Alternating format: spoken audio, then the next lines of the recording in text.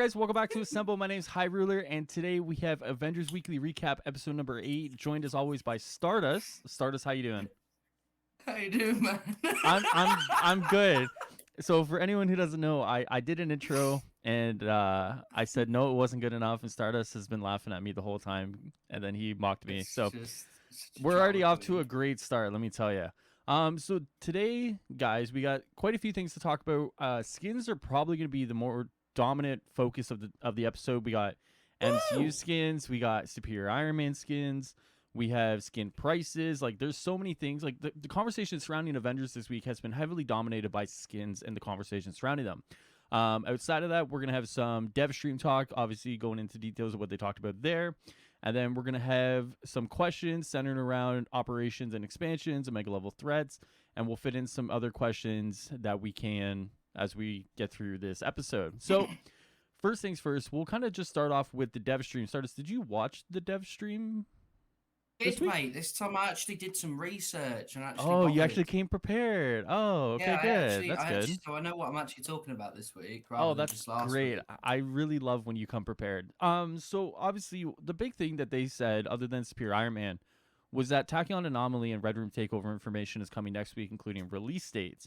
Now, I've been Now, very wait, sir, wait. yes, Did they specifically say yes, release dates? yes, No, I don't. I don't yes, know. I yes, think no, yes. wait, no. Listen, I think they said that there would be more information about the sort of time it No, would come out. I oh, don't think they said specifically release dates, Mister the Sir. the time that it comes out, like, how pedantic do you want to be in this conversation? That to me sounds release date. Like, okay, the only reason I'm bringing Oh, this up is because I have no. been saying that Tachyon Anomalies come out in April. You have an event tied to Tachyon Anomaly coming in April. Like, to me, if these things are even coming in April, well, one of them, and then even if something's coming next month, you got to get the ball rolling, regardless. No? No, I agree. No, I Yeah. do. No, Oh, I okay. agree. So I'm just saying that they never went. I don't. If they, because you got to remember, right, that we're this, we'll hear that little piece, little snippet there, and we both of us want to say, yeah, release day next week confirmed, 100%. But I think it. I don't know. It sounded a bit too like just say release date, right? Why did you have to say it in such a weird way? And it makes me wonder whether or not they had the full confirmation if they're allowed to give full on release dates or not. well, I mean, Because like, you'd I post it on your socials, right? Because that's quite a not big. nothing that ever gets posted. Nothing they say in a dev stream ever gets posted. Like, we're like, No, but I- this is different. but This is talking about. okay, no. But you gotta, like, this is like an announcement of an announcement. Like, this is like Blizzard kind of level shit right here. Like, for me, like, they're like, all right, guys, we're gonna talk about Red Room Takeover and Attacking on Anomaly next week. Once that information is already out there, then it's easy for them to just like post it on their socials. You know what I mean? Because, like, at that point, they can just post it. Now, maybe next week on Thursday or Wednesday or whenever Andy wants to update it, be like, hey guys, we're definitely talking about a release date for Attack and Anomaly and Red Room Takeover on Friday. Feel free to join us, right? But when, like, they're like, oh, like, this is, like, they're talking about, oh, it's going to be released around here, whatever. Come on. Like, really? Like, are you going to give, like, a 2-week window, like, when something is probably coming this month? Like, come on. Really? Like, I mean, I think it is a release date. I think it is. But the only reason I'm even slightly ruining people's hopes and dreams you're is covering your because butt. I got it. is because it wasn't literally like release dates, right? It was worded just in a different kind of way. Like, are they telling us the month? Do you know what I mean? Like, are they gonna say, okay, April, May? Then fuck off. Yeah, like, if it's like, Like, oh, like, okay, yeah, if it's like they literally go on stream like next Friday and it's like the 9th, they're like, hey guys, Tackle Anomalies coming in April. It's like, really? Are you fucking kidding me? Like, no, like, they gotta give dates, man. Like, and the fact that they only specified the first two, to me, is a strong indicator we'll get dates. No, we'll get dates for the first one. Red Room Takeover, it could be like a 2-week window, Like, I don't think they're gonna be like saying like, all right guys, like, May 27th or May 20th is going to be Red Room Takeover. Now, they could say, like, we're hoping to have it out in the last 2 weeks of May. We'll update closer to the start of May. That's fine. But if Tachyon Anomaly is coming out, I do think this one is coming in April, right? Like, the work that is going into Tachyon Anomaly isn't a lot. Like, there isn't a lot of work there. So, like, there's no reason that can't come in April, So for me, Mm. if they hop on stream and they're like, all right guys, we're maybe the last few weeks of April here, it's like, really guys, really, come on, seriously. So for me, I understand why you're playing a little devil's advocate for this one, but like, it's got to be a release date for these two. Release date first for Attack on Anomaly. I would accept like a 2-week window for Red Room Takeover. You know what I'm saying? Yeah, no, I agree. Like, I mean, do I think it's a release date? Yes, yeah. Yeah. Like, and I'm being cautious just because it's like I feel like they've Fool done me so once. they've done so well recently. Just Mm. very recently, by the way, like very Like recently. last like few weeks recently. Yeah, last few weeks recently, right? So before anyone fucking Right, goes right, right, mental, I am just classing the last couple of weeks. But right. but it's I don't want to get my hopes up and then I be right. It is bad, Sure. sadly, because I don't want to be right here. Yeah, That of course, of course. that like weird way of saying it will It's like affect corporate. It's like corporate everyone. speak in a way, right? It's like corporate speak. Yeah, Yeah, yeah. No, that's totally fine. I mean, I'll go down. I'll go down with the ship on this one. It's got to be release dates on Friday. Like, there's no way. Like, so I mean, like, yeah, like mark it down as Stardust is playing like on the safer side of this one. I'll go down with the ship. If they come on stream on Friday and they don't give release date for Attack and Anomaly and a release window for Red Room, yeah, I mean, yeah. So that's how I feel personally. Um, they'll say like it's in April, and then the week after we'll be like, and we'll tell you the week it's in, and then they yeah, slowly like, and build then up, and it's the fucking final week. Like they're like, oh, it's out now, yeah, bye. and then it's like, oh, we're gonna tell you the date tomorrow, and it's like there's only one date left in April or something. It's like, you know what I mean? Like, yeah, maybe I doubt it, but like, no, like for me personally, I still think Tachyon in April, Red Room in May, like those sound pretty locked in to me. I know people have been looking at the roadmap and wondering if there's like a break in between. The only break I see, for example, is like um the break between patrol mode and Wakanda, for example, right? Like maybe there's a like a month break between those two there, but I think the four first pieces of content are pretty like they look to be locked in for the first 4 months after the announcement, like April, May, June, July, you know? Maybe August off Yeah, of like maybe yeah. August of like no content like on the roadmap there aside from maybe like an Omega level threat, which we'll talk about very soon, or may or like the mystical unicorns coming down, like a multiplayer mega hive or something like that, Yeah, and because then like a Wakanda in September, you know? yeah, because obviously I mean that's I agree. I think it's going to be a monthly thing as well, like for the Yeah. first four pieces anyway. But Mm. I was naturally going to say, yeah, there's not a lot of work there, so I can see it. But I'm falling under the trap as a lot of people recently that don't think game developing is difficult. Like it is Sure. difficult. But in my Well, mind, it's well, like let's. you just Sorry, I was gonna say, like, compared to something else, then, right? Like, the work that goes into patrol mode is monumentally different than the work that goes into like a Tachyon anomaly, right? So, like, yeah, for example, all they're doing with Tachyon anomaly is like, I think it's like allowing like people of different levels to play these Tachyon missions. Like, I think they're expanding them, allowing more of one character to group up. Like comparatively speaking, the work that's going into that, even to something like Red Room, which is having a little bit more work put into the Red Room, like the work that's going to Attack and Anomaly comparatively isn't as monumental as like the other stuff, right? So with that being well, said, like, is it still like yeah. a bit of work? Yeah, of course it is. But like, is it like as much work as like putting together like the Cosmic Cube stuff or the Patrol Mode stuff? Like, no, I mean it's not. But granted, it still is quite a bit of work. Yeah. Well, my understanding for this event coming up is that you know how they used a different term on Twitter, temporal assault. I think that that's going to be like what the missions are called that allow you to play as the multiple heroes, and the update itself is called Tachyon Anomalies. Right, Okay. and then Yeah. so it's like obviously there's more to it than just temporal assault. There's probably going to be new tachyon missions and stuff like Yeah. that. So the Sure. update is like, oh, the tachyon anomaly update. Temporal assault is the missions you can jump into with everyone at like same heroes and that, and Sure. they'll expand the tachyon rifts a little bit more. That's Yeah. probably what's going to be. Yeah. I mean that I makes think. sense, but like, I mean, like, I don't see Tachyon anomaly, and I don't look at it and I see May. You know what I mean? I see like the end of April. Like but that's just me. Like that's just me kind of looking at it and looking at, like a very layman's view of how it all kind of works together. I just see April. Like I like, Chris on YouTube had asked the question like, you know, how am I like? Am I confident in that? Like, am I confident in a monthly release schedule?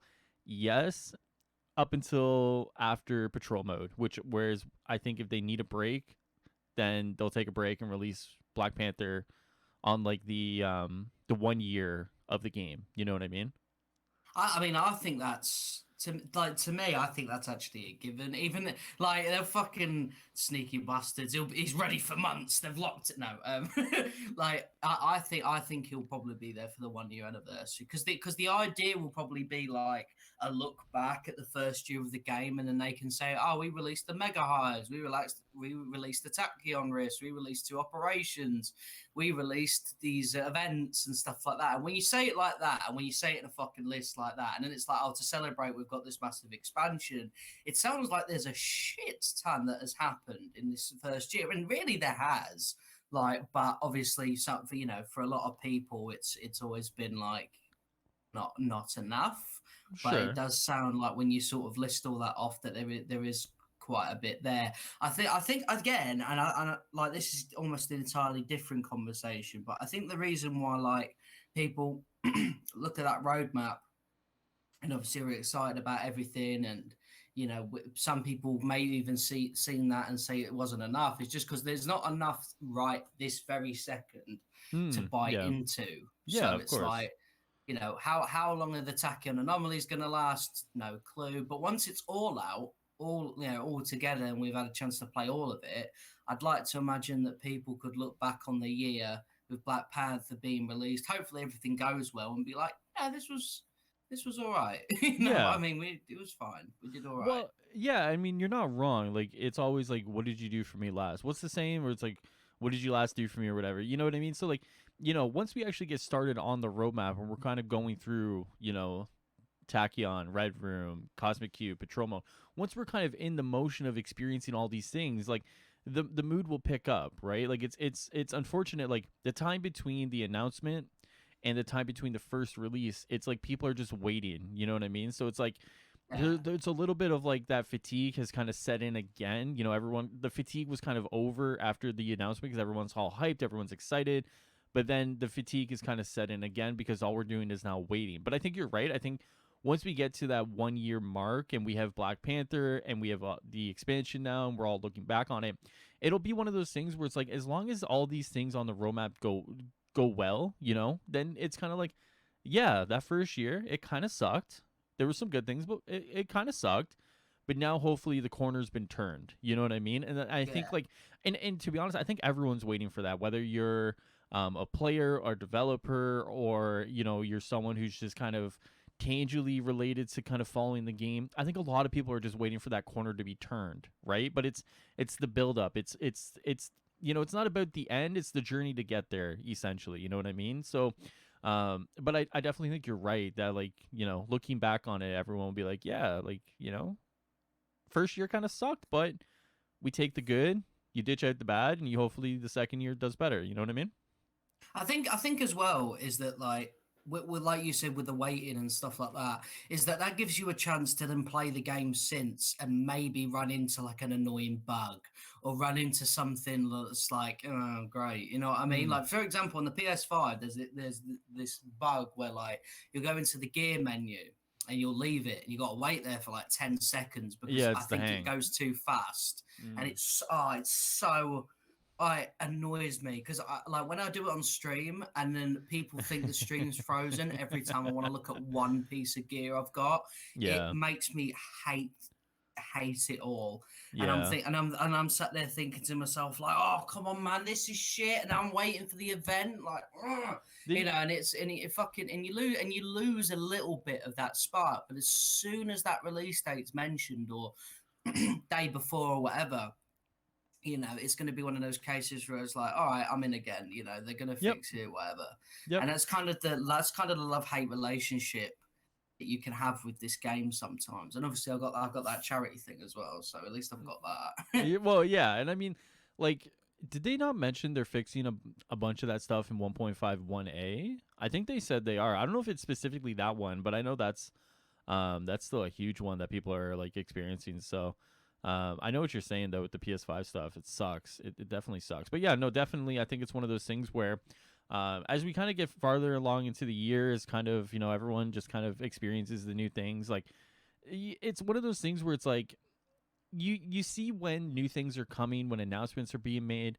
There's a definitely like a moral up in the community, right? Like everyone's a little more excited, everyone's a little more positive, but then you kind of get into these periods of lulls, right? And in these periods of lulls, people get frustrated, they experience the bugs, they experience the issues, and because of like it's still a while away before you get new stuff, before new experiences, people just dwell on the bad, you know.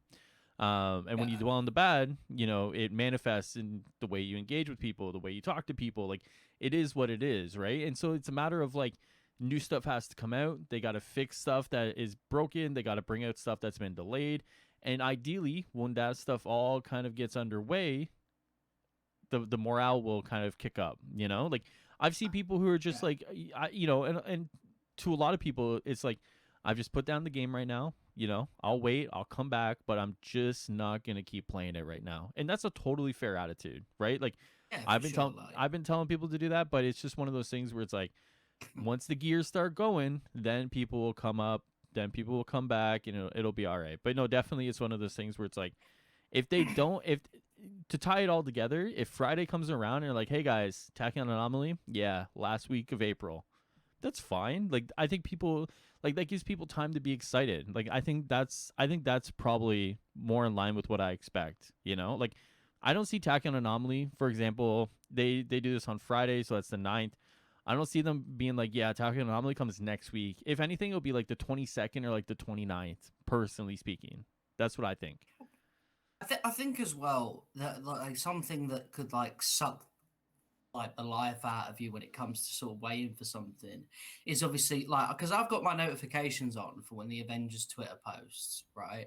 Yeah. And I'll go and like obviously like they'll post about I don't know tackle anomalies again, right? And Mm. I'll think, oh, I wonder what people are thinking, like because this is good. We got an event coming pretty soon, players, and then it's fucking like dead game, make Hulk jump faster. here's this fucking list that I want, my demands. It's like fucking whoa, okay, and it like obviously a lot of where you go, you're going to see negativity for this game on socials and stuff. So I think when you're waiting for something, and these people, most of the people I'm in a part of the actual like, some of them don't even really play it that often, and Mm. it's like, oh, thanks guys, you know what I mean? Like, I'm sorry that I went on Twitter today. I Fucking I mean hell. I mean like you can even extrapolate that to like a Twitter, like that's Twitter in general, you know what I mean? Like I think everyone should be aware of like what's going on in the Outriders community this week. Like the amount of like negativity that's been thrown around to what's the developer's name? People Can Fly or something? Like the Yeah, amount of yeah, the amount of negativity has been thrown around to them, for example, just for servers not working. And I understand like with servers not working, the game actually doesn't work, right? But like these are guys, girls, and people that are like working around the clock to try to figure out these issues to try to get the game working.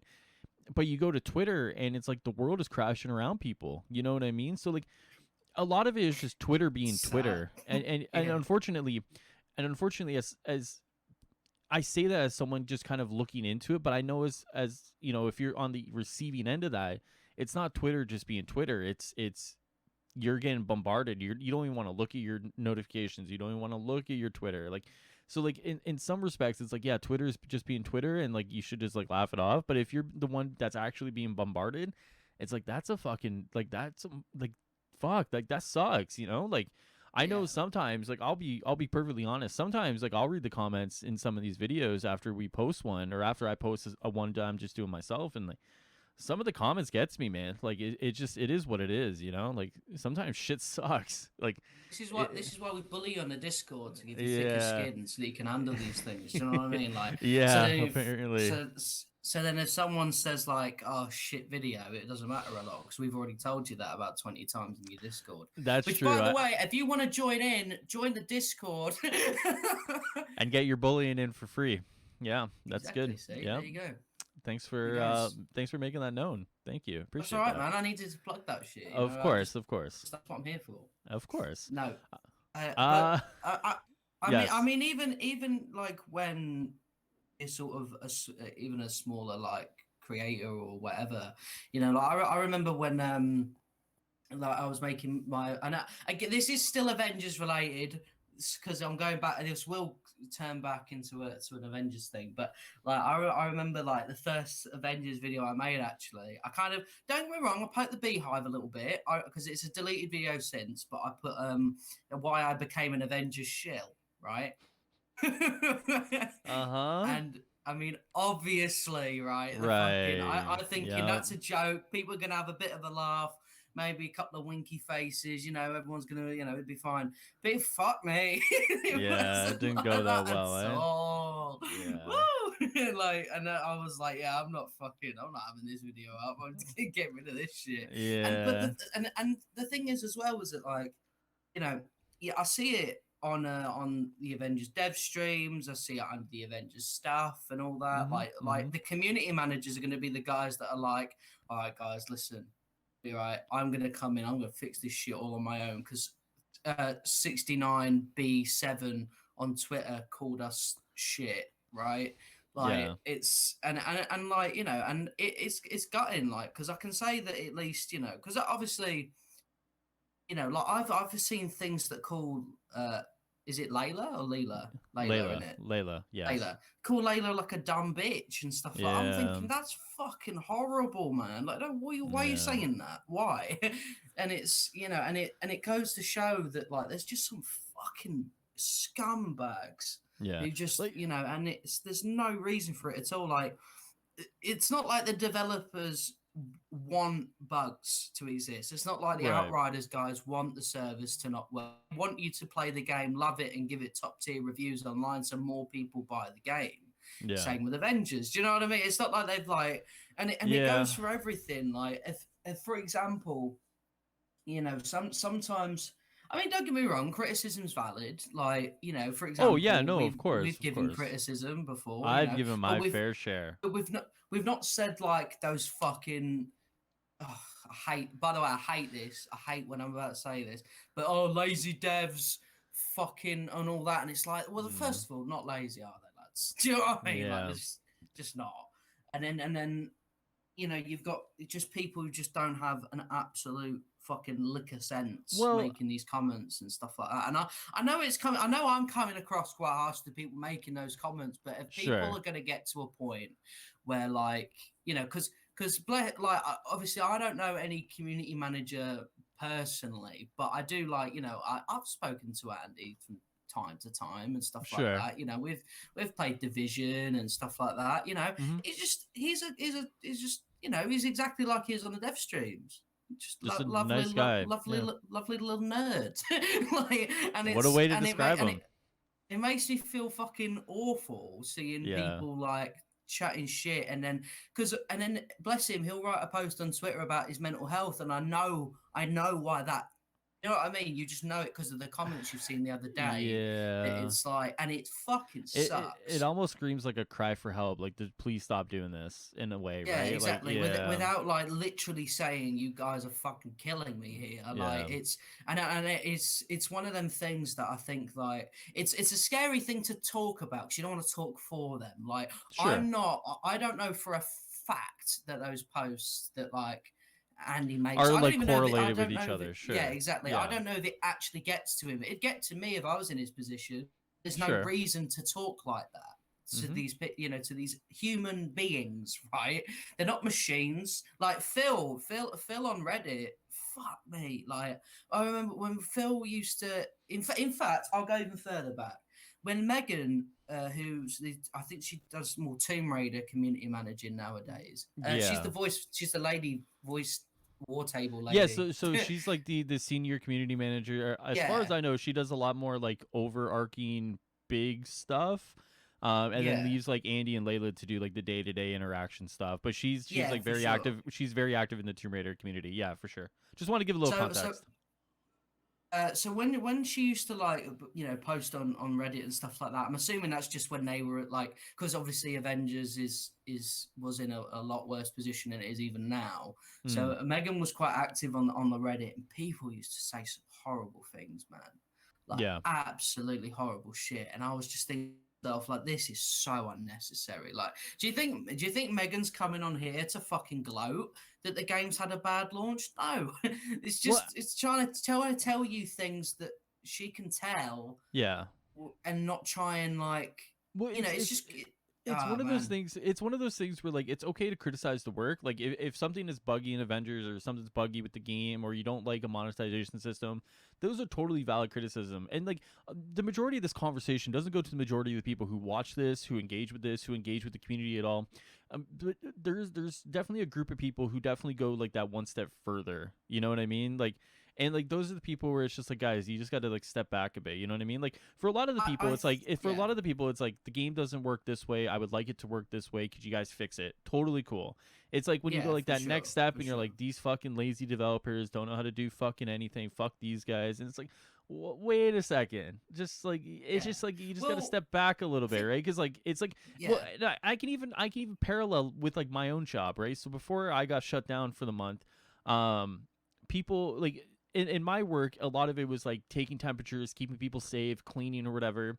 But a lot of the time, people would see us and we'd just be like on our phones or watching TV. Now, the problem with that is that at the time, they don't know that we actually cleaned everything. We cleaned the bathrooms, we cleaned everything. They just saw the last half of it, right? So the last half of it is all the yeah, work's done. They don't see the work actually getting done. So like I like it's a very basic example. It's a very basic parallel, but it's like you may only see 20% of it. You don't see the other 80% being done, and because of that, your perception is only based on the 20%, not the full 100, right? And because of yeah. that, like the perception is skewed a little bit, and it's just it creates this like negative feedback loop almost, right? So like it's super tough because it's like people definitely take it too far, but it's like how do you reach out to those people and rein them in a little bit? You know, can you? May- Maybe some of them probably not. So at that point, like it's just like block and move on, I guess. Like, but it's I, so tough. I Like, have it's kind of yeah. yeah. I have kind of like 2 points when it comes to something like that. I think that like because I was gonna mention it, but like I wanted you seemed like you were going for your strive. Um, is that like if people hear what I said there and got offended by it or thought it was an attack to them, if the shoe fits, wear it, right? Why Mm, why are you bothered by that? If you haven't done what I said, then you shouldn't be offended by that. Do you know what I mean? Like, but hmm. if you are, then you fucking take a look at your Twitter and see what you've said. You Yeah. know what I mean? Why do you feel guilty, sort of thing? But Yeah. also another thing is that um I think as well, like people who do that are influenced by the other people who do that. So like, obviously, I'm not coming on it to start fucking drama alert or nothing like that. But I'll say that like there's obviously there's Yeah, okay. Yeah, yeah. No, no, no, no, no, no, no, no, no, no. Yeah, yeah, yeah. No, no, no. I like yeah, I see where you're going with that. I'm going to stop you very quickly on that one. Basically all that really needs to be said is that if you're in a like here's the thing. The vibe you give off is the vibe you're gonna get. So what I've tried to do, and I'll speak for myself, is I've tried to create like a little community that's very critical, but overall no one's attacking anybody. That's no one's going after anybody. Like it's very much so like we want the game to succeed, and because of that we're open to giving critical feedback and we're open to giving feedback that's honest and allows people to kind of look at the actual issues that are going on. Now, that's not to say we're perfect, or even myself, my feedback definitely doesn't hit the mark a lot of the time. But I definitely try to make it about the game and the issues with the game instead of like the people behind the game. You know what I mean? Now, granted, Mm, I'm gonna talk about some things in a little bit here that will probably alter that opinion just a tiny bit. But like I'm not going after like Tom, Dick, and Harry that are working the art department that are working on skins, for example, right? If I'm gonna attack anybody or attack a system, I rather go for the leadership and go top down than to go bottom up, because the bottom up doesn't work because all they're doing is just following the directive that they're being given. But with that being said, there definitely are people that go bottom up in some of these things, and unfortunately, that's probably the wrong approach to go. You definitely want to go top down.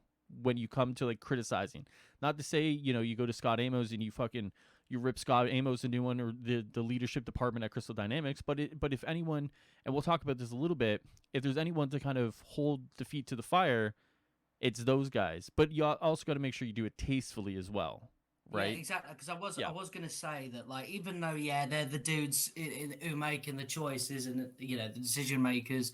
I don't. I mean, it's not like they fucking killed nothing, right? They're Right. just they're At just the Yeah. weirdly trying to make money in different ways that may not have appealed to the people, which isn't like, yeah, okay, it's not fucking amazing, but that doesn't mean they deserve death threats and shit Sure. like that. Yeah, Do you know of what I mean? course. Like, Yeah, of and course. obviously, but that's not what you said. Obviously, you said, like, tastefully, but like Yeah. like before that, I was gonna, because obviously, even if it's the like the highest of the highest sort of person on the ladder, it's like, yeah, okay, they might have a different intention. Is that fair to say, than someone at the bottom of the Well, ladder? well, Yeah, I yeah, guess so so. yeah, well, yeah, like so as like a leader of a company, your job is to make sure your company is running as smoothly as possible, as successfully as possible. You're bringing in as much revenue as possible. Versus like Tom, Dick, and Harry that are working in the art department, their whole job is to kind of make things as fast as they can, or like as like what I mean. Like the Yeah, priorities are a little bit different, right? At the top, your priority is more overarching for like the whole company, whereas like when you're on the bottom, your priority is based on your day to day. You know what I mean? So, um, no, yeah, I see what you're saying, but these are one of those conversations where it's just like it's tough because like I said this like a few weeks ago. You really got to start peeling back the layers when you have these conversations, right? Like because then you start looking at like internet culture in general, and like it's like it gets to a point where you're just like where you're almost like doing like a fucking surgery on like internet culture, you know what I mean, and like social media and the ability to be anonymous on the internet. Like you're really starting to peel back all these things and like trying to figure out like where's the issue lie, and does it stem here, does it stem there, like, and like unfortunately like I mean, I'm neither qualified nor have the time nor the care to kind of have that conversation oh because no, like, yeah, for because like sure. I mean, like I'm not a It's, sociologist at that point, you know what I mean? So it's like, yeah, but I it's do what you're saying though, that because like there's like certain foundations and certain systemic issues, and because of that, people can take advantage and feel like they can say whatever they want. But the problem is the people on the end of those conversations and the end of those tweets and everything definitely walk away feeling like shit when they shouldn't be, just for trying to put a roof over their head, essentially. exactly, yeah, like Yeah. it's, and I look, and again, complaining, what, complaining is the wrong word, criticizing, Mm. for something that happens. So say, all right, so say for example, because obviously this complaint's about Future Imperfect to make, and it's totally fine Oh, to I've make made a them. lot of them. Yeah, I made a I mean, lot of them. exactly, yeah, it's Yeah. totally fine to make them, absolutely, 100%. Mm. And but if I went rather than, Hawkeye was a bit short, a bit bummed about the fact they didn't do much with Maestro and stuff like that. That's different to like the fucking couldn't even be asked to fucking make a full DLC. Yeah. Hey, what about Maestro? What's going on with that? Lazy devs, you know what I mean? And start Mm. chucking like, and it's and I think that like it. I know like I'm sticking on this, but it's just because I was just thinking about it the other day, and like, obviously we had a conversation even before we started recording, just about like obviously the Outriders devs, not devs, well, sort of, but It was it community was it team. was it was Nell from Square Enix that does influencer relations that put the tweet out. Yes. Yeah, and talking about being in tears and stuff like that, and I just think to myself, that's fucked. Yeah. Like that's horrible, man. Like it shouldn't be a thing. And it's like I know, and again I know it's like, oh yeah, but that's sort of the internet, and it's like obviously my words are not going to change a single thing. I am screaming into the void when I say people should be kinder. I do understand that, but I think that like if it's preached more than the people who do the shitting. Do you know what I mean? Like if more people are on the side of like, let's give constructive criticism and stop being Mm-hmm. an asshole to people Yep. that are just giving us content to play. You know what I mean? Like, Yeah. because again, it goes back to people with the entitlement thing, and I'll make this point really quick, is that say you spent $60 or 70 quid or whatever on Avengers, right? Mm-hmm. And you're like, well, I paid that, I'm entitled to this, that, and the other. It's like you're entitled to what it came with. You know what I mean? That's the idea of any game. It's I believe anyway. Like, you're entitled to, when you put the disc in, you've paid for what is there off the bat, right?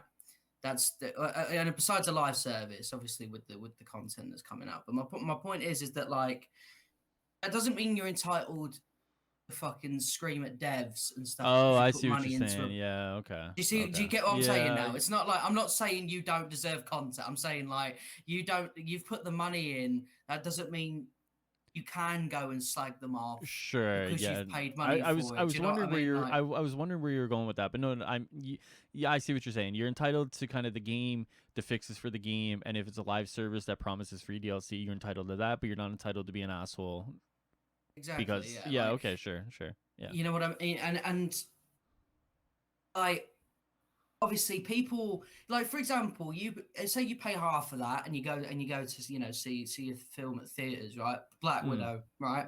You're gonna call up Marvel Studios and call them fucking lazy studio because Black Widow wasn't up to your standard. Do you see what I'm saying? Like, it's Hey, just listen, dude, if you guys, game devs are more personal, I think, than obviously yeah, films and anything like that. So, with these corporations that, but I mean, besides Kevin Feige and the directors and listen obviously the here, dude. actors, I don't it's know not. if you remember There we this, go. but I remember Hulkbuster looking a little sketchy in Infinity War there in Wakanda. I called up the Russo brothers and let them have it, dude. Just saying. It's disgusting. Okay. Honestly. Anyways, yeah, that's fine. That's fine. That's terrible. I That's think fine. you should. Walk think away. you should resign. Should I let you walk have this away. all to yourself now? Okay. That's fine. That's fine. I was just trying to make a fun joke about it using How like some dare using. you harass Hulkbuster?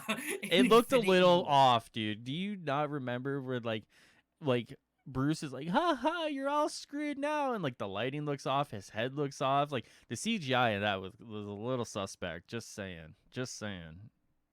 Bruce is Just kind saying. of annoying in that film, to be All honest. right, whatever, dude. We're getting sidetracked so far. Yeah, we're good.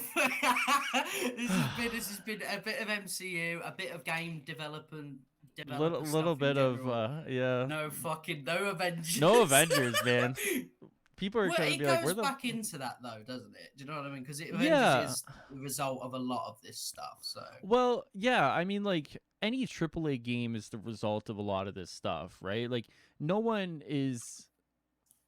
I can't remember a AAA game that launched that didn't have a little bit of this. Now, granted, there could have been some single player games that launched that did really well, and because of that, they may have not had like the backlash that something like an Outriders is having currently, or Avengers has kind of ebbs and flows it, for example. But I mean, like it feels like every time there's a AAA game launch that doesn't go as well as people want it to go, the internet does what the internet does. the internet has rose tinted glasses for certain things. Like, again, and because I know that everyone likes making this comparison, so I'll do the same with the Spider-Man games. Wait for it. Miles Morales. Oh, sorry. Both games are excellent. Before anyone says anything, I love them both, right? Oh, but Miles has all these bugs that make you turn into a lamppost. You can I turn remember into those videos. Yeah. bin. But my point is that, like, everyone's like, haha, look, I'm a bin, yeah, it's funny. If this was fucking Avengers, if I walked up and Black Widow turned into a fucking trash can, I would be like, people would be like, this game's, oh look, it's Avengers. Like, you know what I mean? It's so tough, man, because like it's so tough it's because generalizing, I know, but yeah, it is a little bit. I don't want to sit here and pick it apart because I understand the point you're trying to make, but it is to the point where it's like overall you could arguably say one or both of them had a better launch than Avengers. So because of that, you can look at one game with a funny cute bug and say, haha, funny cute bug, versus like an Avengers, or to even farther degree a Cyberpunk, which had like I'll say broken launch for Cyberpunk, a not great launch for Avengers, and like the bugs are just like annoying instead of like a queue, right? I know the point you're trying to make. Well, It's just there like was you annoying got ones in Miles as well. Like there was loads of points I had to refresh and restart. sure, But my sure, point is that because of and again, I'm not saying go fucking attack Miles or do you know what I mean? That's not yeah, it of at all. course, of My point course, is we look back at Miles Morales as a really really good game. To like Avengers, I'm not saying you have to like Cyberpunk. My point is that we looked at it, we'll just refresh it, whatever, mm, and all in all, we could say it's a pretty good time, you know what I mean? But yeah, it feels like with games that are multiplayer, with games that kind of expect you to come back, that means more playtime. Like I have mm, 14 hours on Miles, I have 500 plus on Avengers. yeah, Miles, I had 14 hours to see a couple of bugs and stuff like that, and be like, okay, whatever, moving on. On Avengers, I have 500 plus hours to play in that game that I saw these bugs in. So it's like, that's mm, not a fair. Do you sure, get what I'm saying? It's like there yeah, was probably just as many bugs in Miles if I had played it for the same amount of time as I will do when I can afford Outriders. Subscribe to my OnlyFat now, and as well as Avengers. And I think that it's difficult, man. It's really difficult to make a mm. game fucking bug free. Yep, and I agree. you know, I agree. That's why I am not in game development. That's why I sit here and talk about them instead. Because yeah, God there you go. knows if I put out a game, it'd be like the buggiest piece of shit, and no one would ever play it. So I agree. I sit on top of my golden throne and look down upon the peasants that make them. I guess that's the way it looks like. Um. All right, so I think we're just about wrapped up the dev stream coverage here. Apparently, Dev stream coverage is apparently, fucking. oh, I mean that was the topic list. I mean, we start off with dev stream, and then we go to the Q&A, and then now we're on Can't wait. skins. So now we're on skins. Woo! So where do you want to start with skins, man? Because we could start with like the MCU stuff that happened last week. Oh no. We could like we could start there. We could start with Superior Iron Man and the reused Okay. assets conversation. Like, I mean, either way, I we're think covering it all. So just pick where you want to start. let's give people a bit of a rest from all the ranting and stuff like that. Let's talk about. I think we should talk about Superior. Oh, Okay. wait, no, because that'll come with its own. Fuck it. We're going. We'll keep going. Let's just do it. Let's Okay. whatever. All Let's right. throw something out there. All right. Let's do the MCU skins. So, the big thing with the MCU skins was that people had apparently thought they were going to be free rewards with the Red Room takeover. Now, I made a video on this last week, which I pretty much said like there's no reason people should think they were free rewards in a game that monetizes skins in order to fund post-launch development of this game. Now, with that being said, I also said, would it be nice for them to give away a Black Widow skin because it's a Black Widow event, it's a Black Widow movie? Yeah, of course. Do I think they should still do that? Yes. Do I think that's the case? I would certainly hope so. But it seemingly seemed like a lot of people had expected a whole bunch of these skins for free because of the precedent that Spider-Man set, I guess. Is like and truthfully, I had never expected any of these skins to be free outside of the hope that one Black Widow skin would be free. So for me, this was just confirmation that I was right. And I hate to say it that way, but it's like when I expected these things to cost money. So I had in my mind, I was like, okay, MCU skins, it's gonna cost a little bit of coin. That's fine. But seemingly people were like upset that all of them weren't gonna be free. And I just Sorry. no, I shouldn't. I'm not laughing at obviously at you. I'm just laughing yeah. at the fact that this is a fucking thing. I didn't think Like, this I was going to just. be a thing either, man. Like, I know someone in my comment section, I know I posted a video, then June posted a video, and then Super Rebel posted a video. And I know in my comment section, someone said, I don't think this is going to be a thing. I've only seen you and June post a video about it. And then it's like article after article after article after article. And it's just Oh like, yeah. oh, and it's just like, like obviously I got ahead of the conversation a little bit there, but it's just like, why was this even a thing? Like I don't understand. Like if they had said like we're not gonna have a free Black Widow skin with the Red Room takeover, yeah, I would probably be a little bit annoyed because that's a good way to earn some goodwill. Like, let's be honest, it is. And like this game still could use some goodwill wins. So like for me, that's still something they should do. But to expect like a Yeah. Thor skin or an Iron Man skin or a Captain America skin or a Hawkeye skin. Like to expect all these skins free on the first launch of these MCU skins when they're still trying to make money off of this game in order to fund the rest of the development for the rest of the year into next year and so on and so forth. It's just like I don't know why this was such a thing. I really don't, and I don't mean to sound dismissive to the people who are genuinely upset about this. You know, whether it's you read the tweet or their grammar was off. I know there's conversations about that, but it's just like, Okay. yeah, I don't know.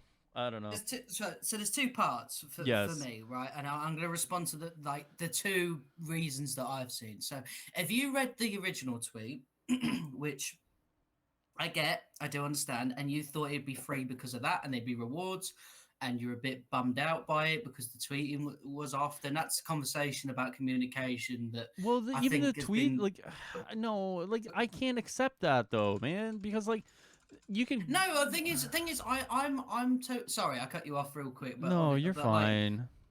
it is, you sound so depressed. It's just And like when I then the read thing, something that says features and yeah. rewards like animated nameplates, outfits inspired by the MCU, a deadly harm room hacked by Yelena Boleva, and more secrets to the crypt. Like to me, that's listing off everything that's coming. It's not like No, I features agree. rewards like I do animated agree. nameplates, and then outfits are inspired by the Yeah, MCU are that's what tied I together. said. That's Like, yeah. yeah, I don't know.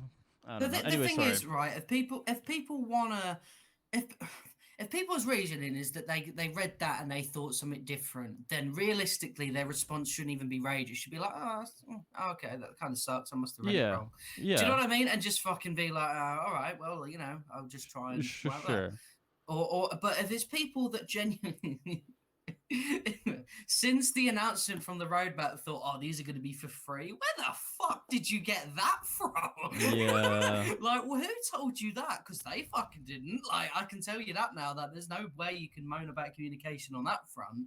Like, what you expect them to put on their roadmap, the prices for each MCU skin that was coming? Like, what did you want here? yeah, And then people started turning it into like a thing against just the marketplace in general. There were people saying that it should be for free because they had paid the starting price. It's like, oh, fucking relax, right? Do you know yeah, what I mean? If you play the campaign, the two operations, and you've leveled up some heroes, to me, your money's there. You go. Do you know what I mean? It's the story content really, and the initiative that you've paid for. The sure. skins, you're not gonna fucking get all of them for free. How are they gonna fund the game? Like for the Yeah, free content that you're getting after launch, and it's that entitlement again, again that we're talking about here, and it's like. Look, okay, there's a conversation to be had about the pricing of the skins. mm-hmm. Totally, yep, Yep, cool. We've had this conversation, right? But the thing is, it's you can't go back to these conversations to sort of uphold your very mute point because there was no reason to believe that these skins wouldn't cost money. No reason at all. And right, anything, yeah, people predicted that these skins were going to cost even more than the legendary skins, fucking exotic tiers and stuff like yeah, that. So like, and there was so many people that said like, "Oh, give us a reason to spend this amount of money on a skin." Okay, here's MCU skins. What the fuck? I thought these were for free. Like, what? So, like, and I can't do it. I can't. Like, when that was mentioned, I was on stream when I had read it, and I was reading the replies, and I was yeah. I like, was on stream too when they put that out. Yeah, fuck, man. I couldn't. I was ready to end the stream there and go punch my pillow. I was like, I can't believe how. Oh, yeah. yeah. Because Listen, you like, can't. The thing. Yeah. Sorry. I keep. no, Right. You keep go. going, keep going, keep going, keep going. Okay. If I like. I don't. I'm not right. Okay. So when I was reading that, I was getting quite frustrated by the comments. I was picking apart every single person's reply and stuff like that. But Wow.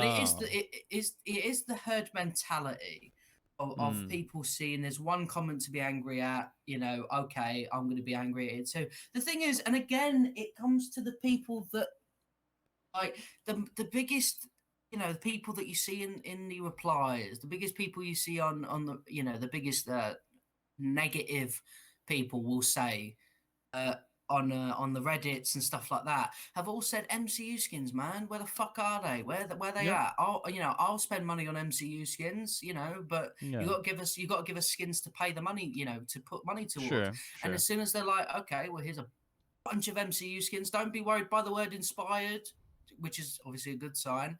Yep. Um, but we need money to fund these fucking free things, like a free expansion, like a Right. free Black Panther War of Wakanda expansion, a free years worth of content, Mm. right? Yep. Like what I So don't get it. no, yeah, and I mean, like, you're definitely right that people use this to like funnel their arguments towards like the marketplace in general. That's not to say the marketplace is some infallible thing that you can never criticize. Like, looking back on it, you put the recolor of Black Widow in the green suit beside Maestro for the same amount of money. I mean, yeah, like you got to criticize that, right? You have one skin that looks Hmm. really good. That's a villain skin. That's a skin everyone wants versus a recolor that kind of looks like dog shit. Like you can criticize that. You can Literally. criticize that, right? Like that's a recolor for a legendary tier. That's criticizing. That's able to do it. But like Yeah, I yeah. don't. But like when it comes to like overall these MCU skins, which yes, the word inspired, but the word inspired simply means you're not going to get Chris Evans out of them. Every game that's Can put out I? in well, hold on.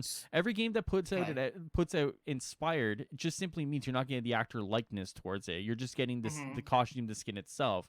So with that being said, like there's so much, like we can sit here and unpack this skin conversation so much because like there's like elements of like people that are right with their criticism, and then there's elements where I look at and I'm just like, what is this argument? You know what I mean? Like, and like I've been engaging with a lot of these people over the past week, whether it's in comments or my Discord or whatever. Like, um, and we could talk about a lot of it. I put out a huge pay spin when it came to prices because on the consumer side, as a consumer, it's very easy to just say like knock the price down in half. Well, yes, but like on the business side of it, there's so much more that goes into the pricing of these things.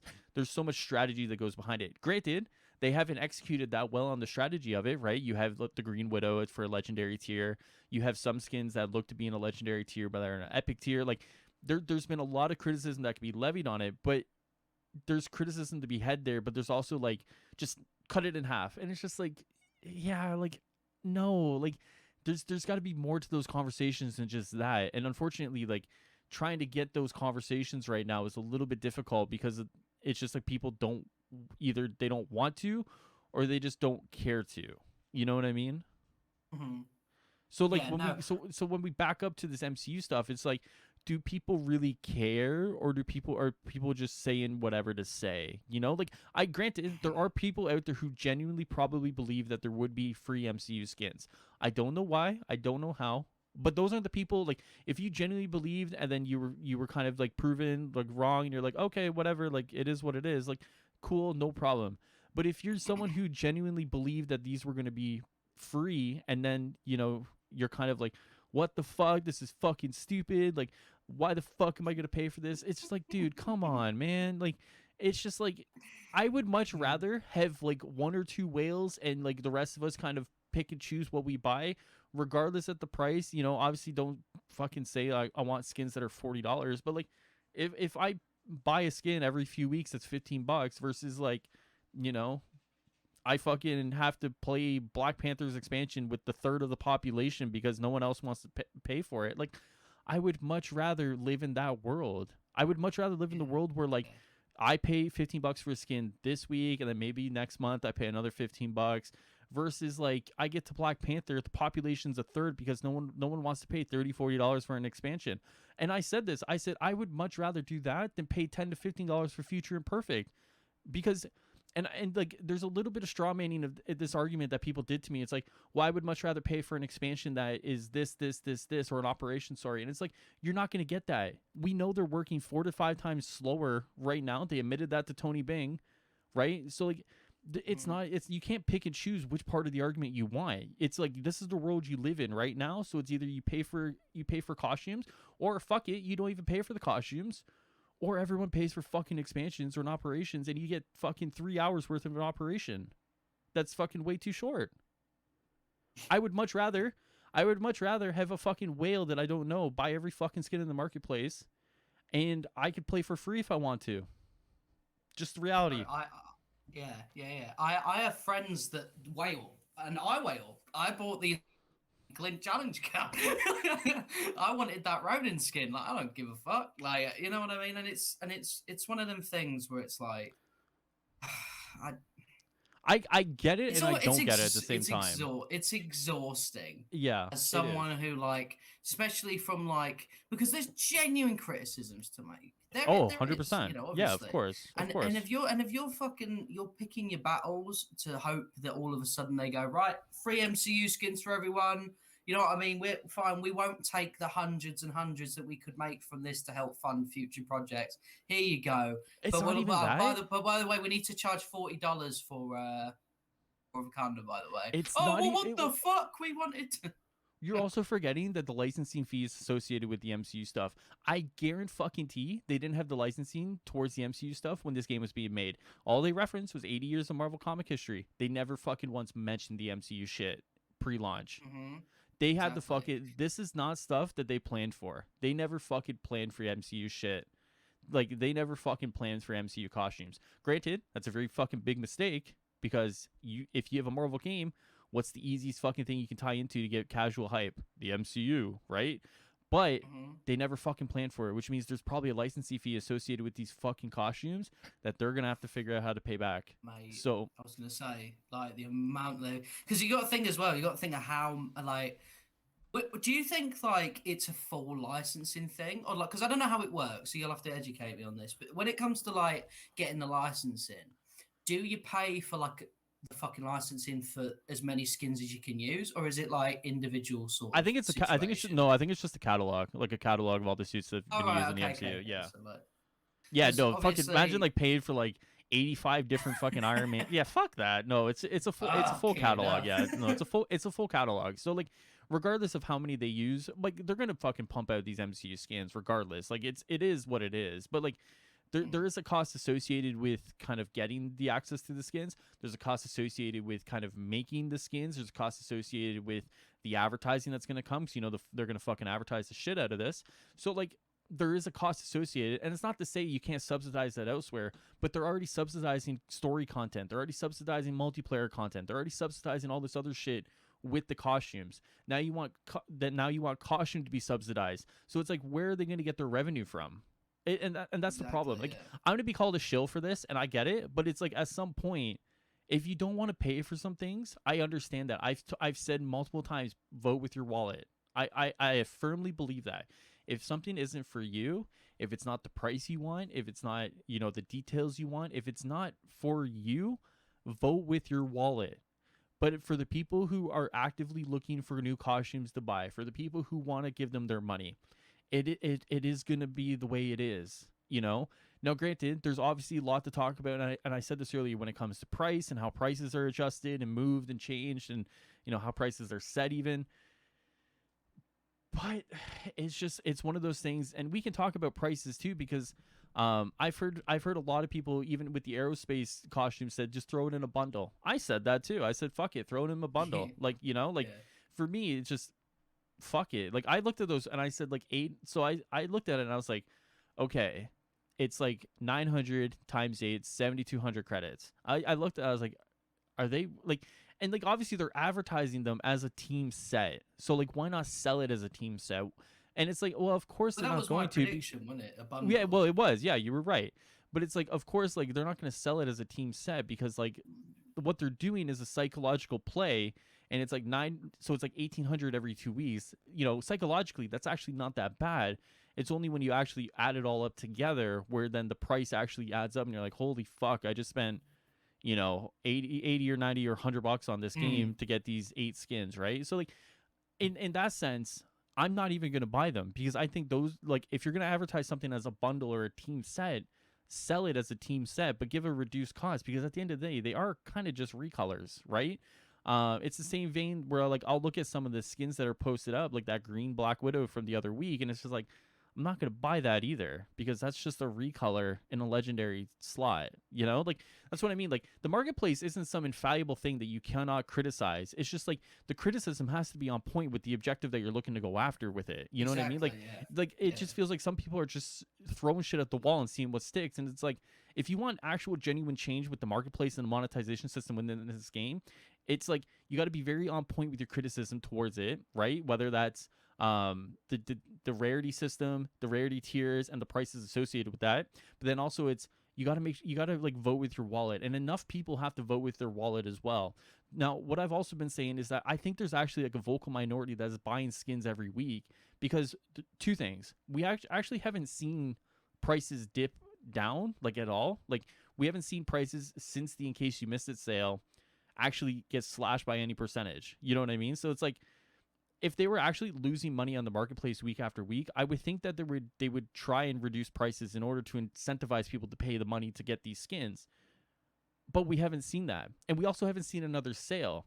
Now, I specified, I think back at the time, and now I'm actually going to double down on this, that the sale itself was a free credit dump. It wasn't like a sale. It was to get you guys to spend your credits before Kate came out. And considering we haven't actually seen another one, which to me suggests that a lot of people aren't sitting on free credits anymore, they don't feel the need that they have to run a sale anymore, right? So if they don't even have to feel like they have to run a sale, what does that say about the marketplace? Is it healthy? Maybe, right? But there's something to be said for that maybe when they do the marketplace revamp, the prices are actually going to come down, which remains to be seen. But right now, considering the fact that they haven't actually reduced prices, we haven't seen another sale since before that time, or after that time, sorry, to me says there are actually people out there who are buying skins. So, I don't know. I mean, I look at I look at the marketplace at the moment as they'll go on the dev stream and they'll advertise a skin, like just the one or maybe two. Yep. And they'll say like, "Oh, New Widow and Kamala, for example, or Superior Iron Man," right? Sure. And then it will come out and it will be a bunch of shit on the sides, right? No disrespect, but obviously at the moment the slots are, is it like 4 or 5 skins a week, something like that? Something like that. The top, yeah. Something like that. So obviously you're going to have okay. So the Maestro week was obviously Maestro smack dab in the middle, and then a bunch of like, like on the side, on next to it, yeah. But I think, I mean, that not only is that in a way like a mental game, because you're looking at all these other skins, you think Maestro looks really fucking good next to this moldy Black Widow skin. Like, and the thing is as well is that, like, because I said this a couple of weeks back, I was like, why not make the marketplace just as many skins as new skins as you can make? If Superior Iron Man is the only really nice skin that you've got when it's going to come out, just put that in the middle. Just put that there. Do you know what I mean? Like, that's it. Yeah. Or like put maybe recolors for obviously a cheaper price around it so it looks even better. Do you know what I mean? There's sorry, go. No, go. And it looks obviously. It was kind of like that for Maestro's week. Obviously, Black Widow was too expensive, but like, if you surround fucking Maestro with all these cheap, very cheap, a lot cheaper than the one Black Widow was, with all these sort of recolors that you just for filler's sake, then you're looking at Maestro and you think, it's he's gonna get more credits this week, like, and it's not only clever as well, but if for some reason you have some left over, and say they make recolors rare price, so 700, right? And you're like, I've got some spare credits, fuck it, I'll buy another one. They've earned it this week. It's a good week. Yep. So I'll give them some more credits, and you buy like, I don't know, a nice Widow recolor if you fancy it, and that's right. That's how I think it should be, and maybe that's what they're doing. I don't know. Well, there's a few psychological factors at play when you talk about the marketplace, right? So first, obviously, is FOMO, right? Which they have actually moved away from FOMO a little bit, right? They moved some of the better skins for some of these characters, or from all the characters, I think, into the non-rotating part of the marketplace, right? Now, I've been crying week after week saying fucking FOMO sucks, yada, yada, yada. The unfortunate reality is that on a business side, FOMO actually fucking works. All right, and you can fucking blame Fortnite for this one because they were one of the first ones to actually popularize the FOMO kind of marketplace system. Right now, what you're talking about is like the value, like how you perceive value in a skin, right? So you have like Hmm. Maestro, and Maestro is surrounded by a bunch of other skins. So there's two ways to take that conversation, right? So by putting Maestro surrounded by a bunch of fucking ugly ass skins, including the Green Widow for a legendary tier, what you're actually doing is upping the value of Maestro, for example. Because then you're looking at it, you're going, if that's fucking 1500 and Maestro's 1500, Maestro definitely is worth that 1500, right? So you're Yeah. almost playing a psychological trick on the consumer to do that. What you're also doing is maybe you're also looking at Maestro and you're saying, yeah, 1500. I mean, yeah, whatever. But you're looking at some of the other skins, whether they're epic or rarity tier, going, yeah, those are a little more like stomachable. Like I can stomach those prices, that purchase. So then you're more inclined to maybe purchase something at an epic or a rarity tier instead, because to you the value of Maestro isn't there. But what Maestro has done and what Black Widow has done is they set the bar. So like you look at that and you're like, yeah, it's Uh-huh. not for me. Then you go down. So then maybe you're more inclined to purchase something else. So like there's two ways to kind of look at it. And like yeah, like is it like scummy against the consumer? Yeah, it totally is. I mean like it's all these things are like a psychological play and a psychological ploy to kind of drag you in to spend money. So like I For don't sure. necessarily Yeah. like, so like I said, like the marketplace isn't some infallible fucking thing that you can't criticize. Criticize the fuck out of it. You know what I mean? Black Widow green fucking ranger suit whatever for 1500? Yeah, okay, sure. Whatever. Maestro for Yeah. 1500? Yeah, Maestro for 1500. Sure. MCU skins for 1500? Yeah. Aerospace I mean, bundle? not Aerospace all bundle of them. Not all depend MCU skins. There's some. There's some. that Now, that when I might what be I mean that yeah. Okay. is Infinity War Iron Man and stuff like Ragnarok You're Thor. really Yeah. getting close to what we already have in the game is what you're trying to say, right? Like you're kind of like Infinity War Yeah. versus like Bleeding Edge, like like you're really You're getting not close. Yeah. really, yeah. So like, is it fair to be like, okay, legendary, it's MCU? Sure. It's like, Yeah, of course. And that's really? a Like, and you're that, gonna. well, and that's a great conversation to have. You know what I mean? Like that's a good conversation because you're like, okay, like is and that's what I mean by vote with your wallet. You know what I mean? Like the great thing about, for example, these skins being individually sold versus a team bundle is that you get to pick and choose which one. So you look at that, and maybe it actually is close to what we had with Bleeding Edge. And you're like, yeah, that fucking, that's not really that good.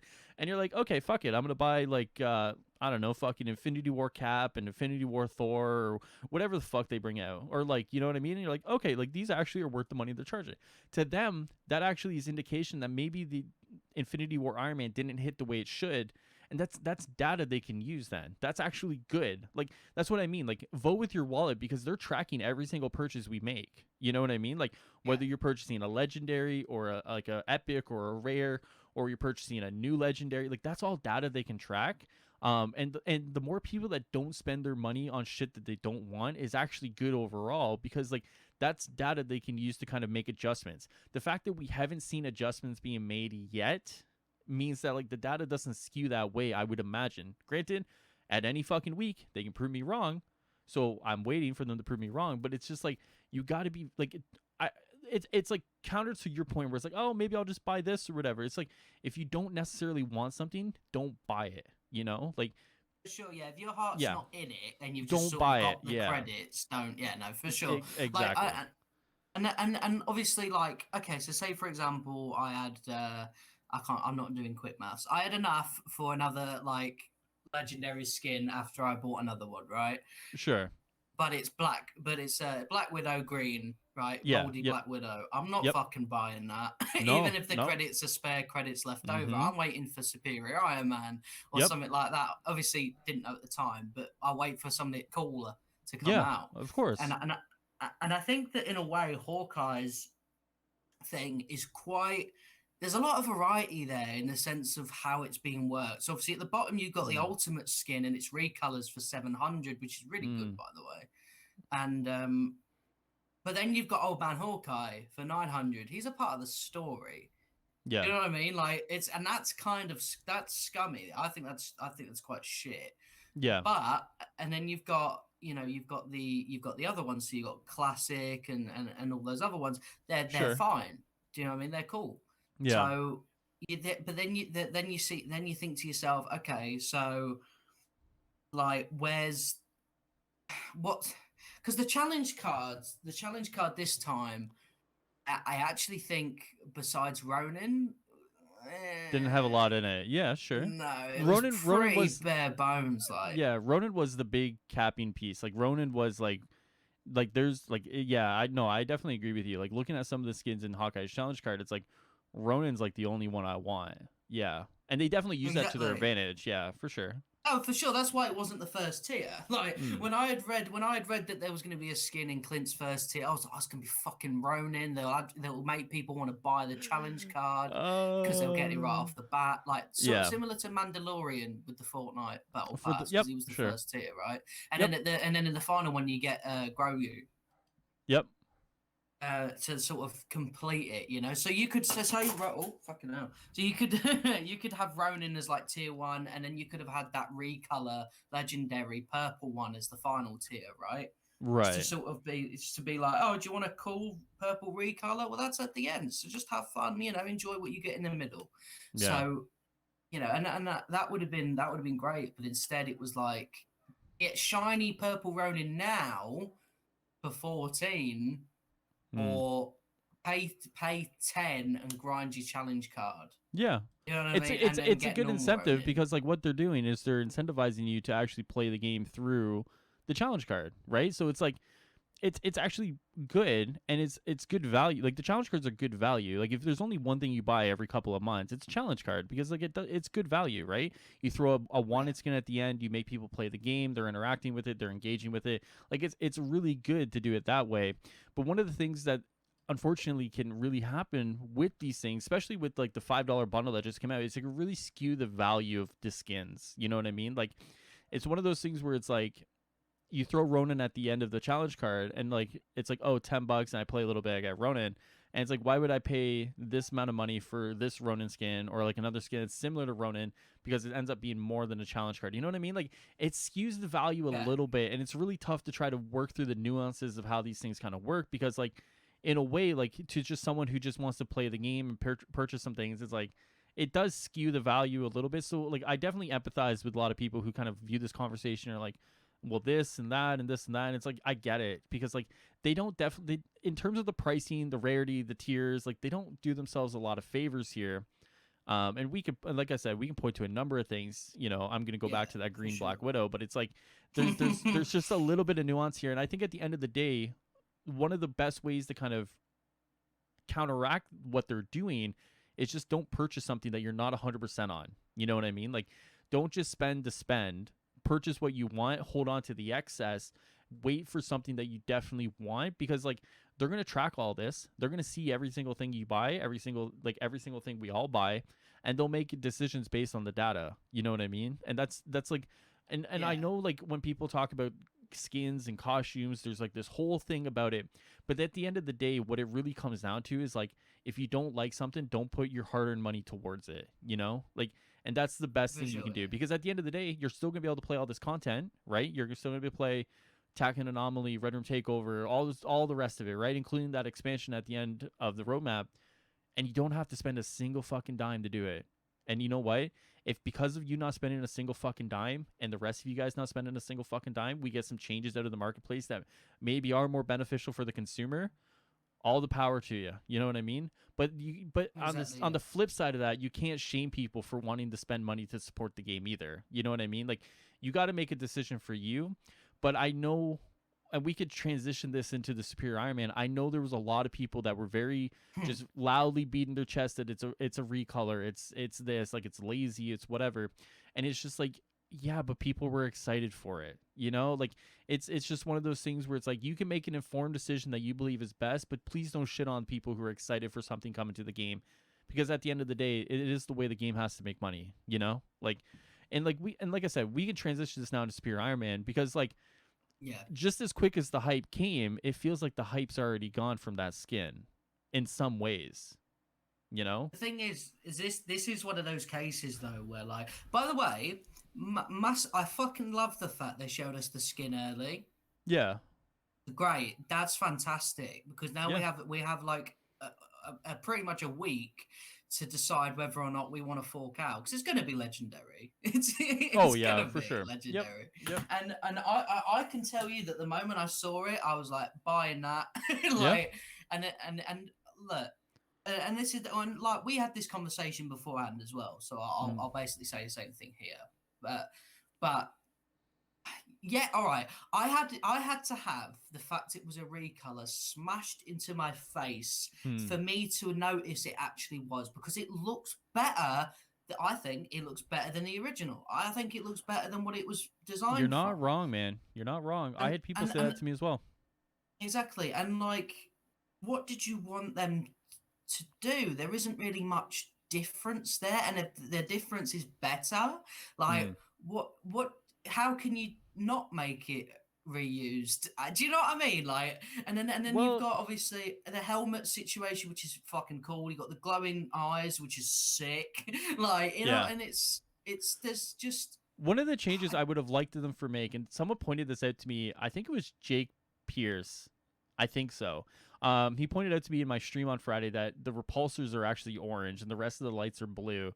And like that's the only thing I think about now when I look at that skin. Regardless, I actually like it. I actually like the skin.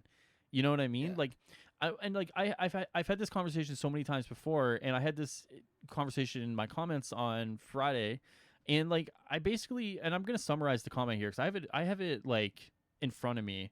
So basically, I said like in the world that their leadership has failed the developers working at home, where the studio hasn't been able to pivot well enough, and due to outside factors that decided outside of their control, they're working at approximately 4 to 5 times slower than what they are normally.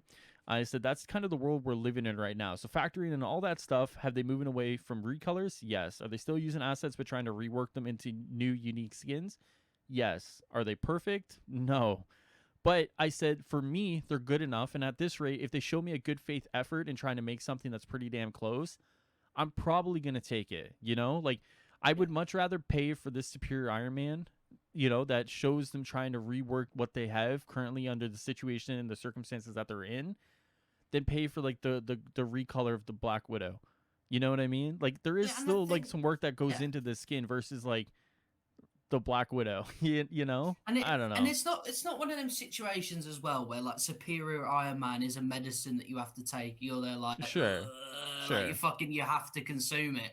You don't have to fucking touch it, but let people be excited about it. Like, Yeah, I and it's the same with like you know like oh I have to pay for the MCU skins. Okay, I'm still excited for them. Just because yeah. I'm not going to get them for free doesn't mean I'm not allowed to fucking be like ooh you know Yeah. buzzing and it's just it's one of them situations where it feels like people are just trying to control the situation. The reason why the hype has died down a little bit isn't because of anything CD's done wrong.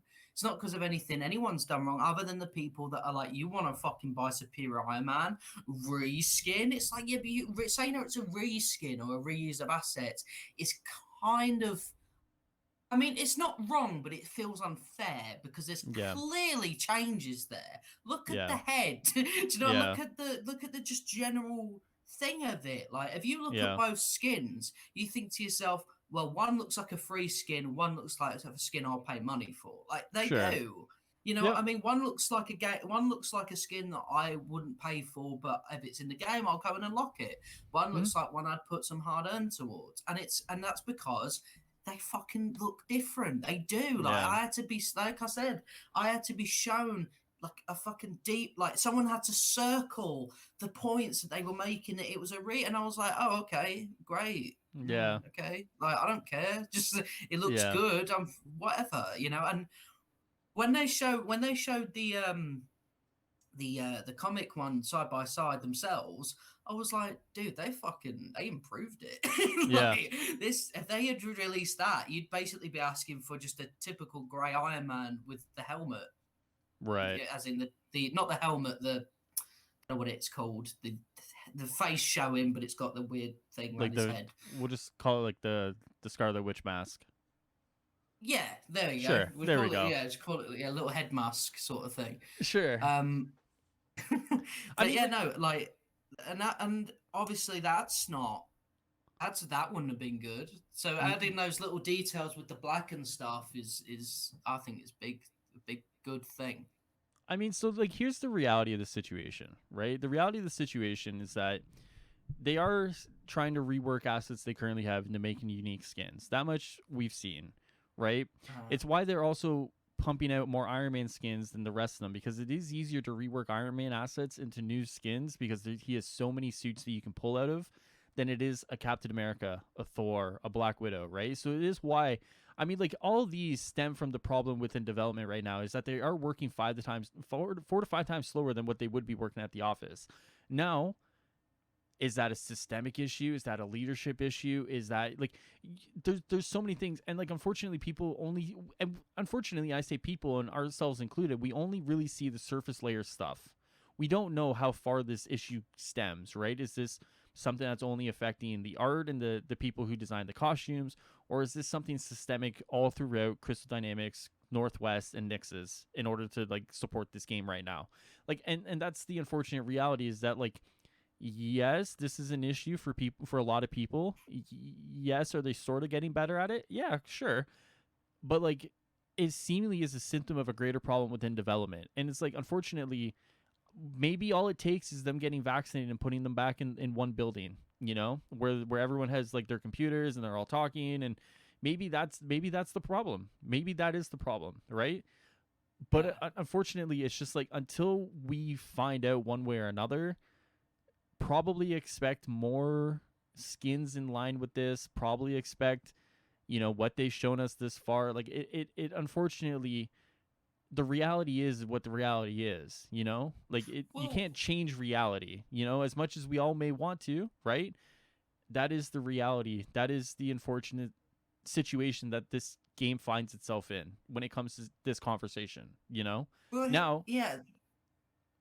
I was Sorry. just going to say, once again, if enough people don't buy these skins, maybe they go back, they think about it, and like, all right, they don't want these skins. Let's figure out a way to get them to buy skins. So maybe is that one new skin a month? You know, maybe that's the Yeah. solution, right? Maybe it's you get a new skin every 15th of every month until we're back in the office, and that's a brand new skin, brand new assets, but that's all you get. You know, would people be happy with that? I don't know. I don't know, you know? Yeah. But unfortunately, it's like damned if you do, damned if you don't, unfortunately, you know? And that's just kind of where it is. Well, I remember when the sorry for bringing this up. You might have some PTSD. The Iron Knight skin came out, right? Yeah, And like obviously there were people that had their right. To be fair, rightful criticism for it, sure. but uh, there's been some new people that have popped into the Discord lately, and I posted my laser build on the Iron Man channel, and people were like, "Whoa, where'd you get that skin from? That Mm, skin's sick. What's that?" And I'm like, "Ah, some people like Iron Knight do that. Okay, this is clearly in the uh, quiet, potentially majority, because a lot of people were like, 'Yo, what's that skin? That skin's cool. Where do I get that?'" And yeah. I'm like, "Ha like, this is interesting. This is different from the reaction when it first came out. Okay, so obviously I gave them all the information and stuff like that, and I was like, Sure. and then when I went back on the game and I was playing it with it, I was like, this skin's all right, like Yeah. because everyone else was like, "Whoa, where's that?" Like, and then Yep. and then you get that sort of like you get that feeling of you like, huh. Yeah, it's not the worst thing in the world, but I mean that's the point I was trying to make, is everyone has different thresholds for what they like, right? It doesn't mean your threshold is any better than someone else's, but it's just like some skins you're gonna look at and be like, that's really sick, whereas someone else is gonna look at it and be like, that's probably the ugliest thing I've ever seen. But I mean, like without knowing the hard numbers, it's not easy to ascertain which side is right. All we can go by is what the who has the loudest voice, which a lot of the time it's the people who don't necessarily like something. Those are going to be the ones that are going to be the loudest voices, but that's not always the case, you know? Yeah, no, for sure. I think that like I don't know. Skins are a weird one. I don't think a lot is going to be changed until they go back into the office. Obviously, they are doing the rework anyway. So, like, then I know they were like, oh, it's a chastity thing, but I do believe the change is probably coming to marketplace as well. Don't know if Yeah. you've noticed this, but on the weekly blog, well, you probably have because obviously you did the weekly blog stuff. But under the photos of the marketplace, there's the bottom row. It says daily. Three. Oh, really? I feel like that Okay. was Well, sarcasm. no, I mean, I swear to God, I actually didn't notice that. It says daily Did you under. not? No. So you're saying what? Things are going to rotate daily based on what you've seen? That'd be interesting. At the bottom on the weekly blog. So like, so it's like, oh, a date. So Okay. So at the bottom of the marketplace, it says daily inventory. Right. there you go. So obviously, at the minute it says 4 days, but obviously it's not implemented yet, so it's sort of irrelevant what it says there anyway. But Hmm. clearly, the idea is supposed to be that we're going to get a daily rotation in that, and then we're going to get big fat featured items at the top. Yeah. Now, if they have featured items that rotate, to be honest, as long as they want them to, maybe they don't even put a time on featured items anymore. Maybe they like just announce, oh, we've got a new one that's fitting into a slot this week. It's going to replace insert skin here because that one's been in too long and we made a new one, so we want to put that in. And then if you want like all the other slop that we put on there every so often. Like if you do fancy a bit of green Black Widow, then that's Right. going to be in the daily inventory, right? You Mm-hmm. just wait for that. And Mm-hmm. there we go. And if that's the case, and obviously you know maybe you look at the prices a little bit. People have voted with their wallet. I'd Yep. be pretty happy with that, right? I'd be pretty happy with that idea. Yeah. I mean, like I said, I think there's room for improvement as with most things in this game. I just think like here's like my general philosophy of life is like perfect is the enemy of good. You know what I mean? Like we shouldn't be like, and that's not to say never aim for perfection or never aim to be perfect. It's just like in a world where like there's only so many hands to go around, there's only so many resources to go around. Just aim for good, and once you hit good, go for perfection after. You know what I mean? Let's get Mm, everything good and then go for perfection. You know what I mean? There's so much of this game that isn't good right now that it's like let's get everything up to par. Let's get everything good and then let's go for perfection. You know what I mean? Don't overshoot it at once because then you're going to focus so much on one thing. Let's get everything lifted up and then go for perfect. You know what I mean? But I think it's just one of those things where it's just like there's so much that can go around. There's so much to be said, and it's just like there has to be a little nuance with these conversations. You know what I mean? yeah, I do. I So get what you're saying. yeah. So I mean, it's tough, man, because like at the end of the day, I understand why people are upset about skins because like in a world where every time a new comic book comes out or a new run comes out, they have a new costume.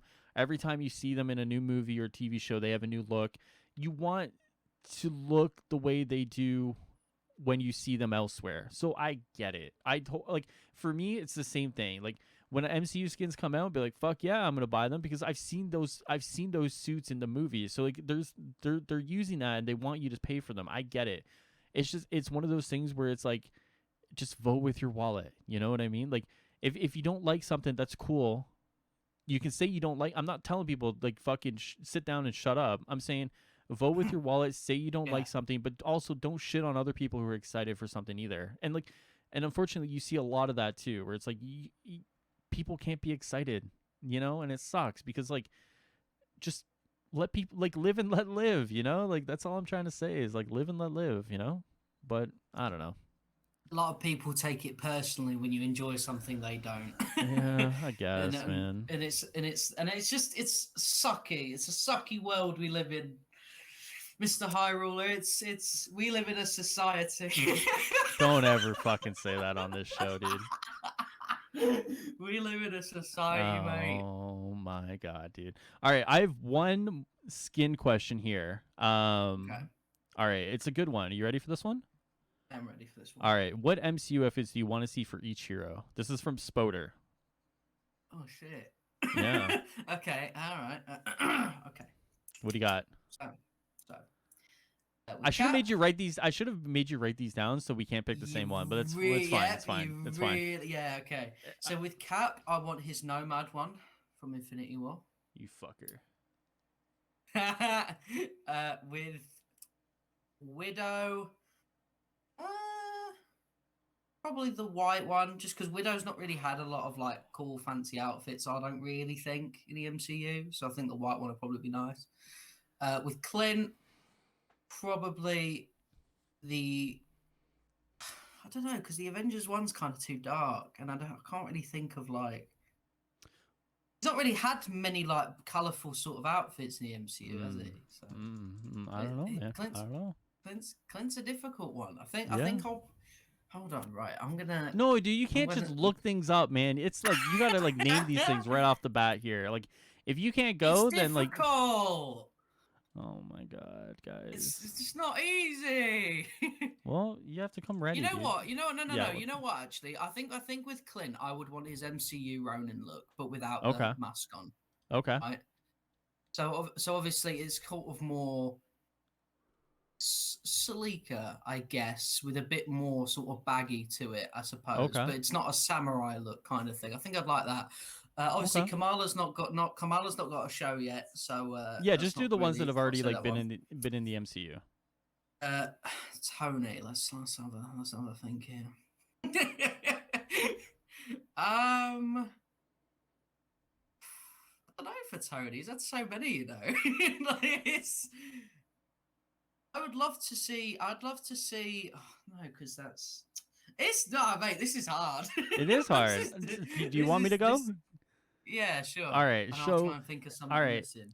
People are gonna hate this, but I want the joke Captain America from the first Avenger. You know when he's like on stage and it's like a very kind of like weird. That was my second choice as So well. I was gonna say like do that, like have fun with it. You know what I mean? Like have a joke with it. Give me something like that for Cap. For Hawkeye, give me the Age of Ultron, the trench coat when he's in Sokovia. Like it has some muted colors to it, but like I think even if you like made those pop a little bit more, like add some more like color to that, like where the maroon is supposed to be, like Oh, that could be a good one. For Hulk, give me Professor Hulk. Like I don't care what you throw on him. Like if it's Professor Hulk from like when he's like engaged in the Battle of New York in 2012, so like him like shirtless and like pants on or whatever, like that's fine. Give me like a Professor Hulk with some glasses or whatever. That'd be cool. When it comes to Widow, I always say the white suit for Widow is probably mine too, just because it looks so good. Like I was watching the trailer yesterday, and it looks like even in like the 3 seconds you see her where she's jumping down and she lands, she does the superhero landing. It looks cool. Like that's a very cool suit. For Thor, I think it's Fat Thor. I know people want Infinity War Thor, but I want Fat Thor. To be honest with you, so Fat Thor for me. Iron Man's yeah, you're right. Iron Man's got so many, man. But give me what what's is it right? Like, because a lot of Iron Man's things are just comic based, so it's like you could kind of say if you really wanted to pick a lot of them that they're lot look like ones in game already. So it's sort of difficult. I guess like the one I would pick then is probably the suitcase one. You know, that's pretty different. Like that's Oh, Iron Man 2. yeah, that could be a Yeah. different one. That could be a different look. I think that'd be all right. Um have I missed anyone? No. I don't not missed anyone. Oh, what about the? Oh, I don't know what the armor's called, and I can't remember which one it's from. But it's like it's more gold than it is red, so it's got like more of a gold chest to it with red outline. I don't Oh, know. I have no idea. I have no Need to figure idea. out, man. Is it Iron Man 3? It's Could be probably like Iron he Man had like 3. 40 different armors in Iron Man 3. So like probably, yeah. I mean, Iron Man 3 has like an assortment you can pick from and like they're all pretty different from each other. So I mean like possibly. Give me Hulkbuster as a regular skin. Okay. What's the what like Igor? Like give me an Igor skin for like Hulkbuster. You know what I mean? Like in Iron Man 3 No like idea the what you mean. so in Iron Man 3 when he calls in all the suits, I think like the crane or whatever is falling and then he gets like this mini Hulkbuster looking one to go under it and like jack it up. That could be cool. That could be a cool Hulkbuster skin, you know? Like something like that could be really interesting, I think. So there you go. You get an extra one, Spoder. Yeah, you have no idea what I'm talking about. It's fine. It's fine. Fake fan. No, Yeah, yeah. it's Honestly, dude, been a it's fine. while, mate. It's been a while. No, you're good. You're good. Is there anything else, any other costumes you'd like to see for MCU or I like Kate's from what we've seen, but obviously I Oh haven't yeah, had yeah, that yeah. one yet. I I mean, think that'd be we pretty don't know how sick. that. I mean, that probably is gonna look sicker when it comes to like actually being on TV. You know what I mean? Because all we've seen is like behind the scenes. So like when it comes to like having the TV lighting, the posts like added to it, like it'll probably look pretty good. So like that Yeah, could be for cool sure. I too. think I think it'd be pretty cool. Well, and that's the cool thing too. But now they have the MCU licenses. Now like Miss Marvel is gonna have stuff. You know, whether it's from her own TV show or like I think she like is literally going from filming Miss Marvel to like Captain Marvel 2 or whatever. So like there's gonna be like another costume from Captain Marvel 2, or it's like the Hawkeye stuff. Now, now that we have both Kate and Clint, that's more costumes they can pull from. Like so like yeah, like the MCU stuff, now that it's here, it's like not going away. So like I the think unfortunate thing is like if you want more comic skins, I mean, hopefully you guys aren't drowned out, but it's like the MCU stuff is gonna come hot and I heavy. think th- I think that I would also like the Endgame team up ones in a Oh, the bundle. quantum That'd be the pretty quantum cool. suits. The yeah, right. Oh, well, I mean, like, Do you mean the all right, quantum shut up, shut suits? up. I mean, those could be fun too. I mean, considering we already deal with like time stuff, you know what I mean? Like, Exactly. Yeah, that'd be yeah, pretty sweet. I could Yeah, fuck man. with those. I'm Yeah, glad. yeah, yeah, yeah. I'm Fucking. just more dead. You I'm wanna? just more dedicated than you, dude. It's fine. Uh, Speaking of dedication, I have a question here about Omega level threats. You ready for this one from Kieran? Kieran asks, how much longer can they delay the Omega level bosses compared to the content they have on the roadmap? The first Omega level was supposed to release in launch month, and I'm paraphrasing here, but on the latest stream, didn't they say they were still a ways off and hadn't actually been working on it much? We also have the Super Adaptoid waiting that everyone forgot about because he wasn't even a villain sector. I'll start with this one, if you don't okay. mind. Oh, Yeah, I fine, mean, mate. like, Yeah. so like the situation surrounding Omega level threats is like super like interesting because like the communication around them too has been kind of wonky and weird. Because like if you guys remember, it was like we're gonna have one after the new year, then we're gonna have one before Clint, and now it's like now to your credit, Kieran, it's like now that we have engineers freed up, now we can start working on figuring out some of this stuff. So it's like I don't know if it was Phil being hopeful or Phil being I don't want to say I don't want to use lying, but like maybe optimistic that things would get done faster than what they were because like there was definitely talk of like yeah they're gonna come around the new year, they're gonna come before Clint, and if you guys remember in February it was like oh it's like a mega level threat's gonna come this week because like the understanding was like they want them out, they want at least one of them out before Clint, and it's just like oh they're not, you know what I mean, like it just wasn't so like Mm. and then we saw the footage and the footage came out and then they talked about like Cloning Labs has no checkpoint or whatever, so it's hard to release Cloning Labs. Like I think at this point, like if we're talking Cloning Lab specific and how there's no checkpoint and this could take like forever to do, I would say, yeah, I mean like hold off on labs. But for example, if the Super Adaptoid one is just kind of a beefed up Super Adaptoid mission, um, I'm wondering why are they holding that one off, for example. You know what I mean? Like I think everyone's focused so much on labs specifically that they forget that like Omega level threats incorporates a lot of other boss fights and a lot of other missions. And to me, like it's just like if labs can't be launched because of the network bugs and the no checkpoints, that's fine. But can Super Adaptoid then?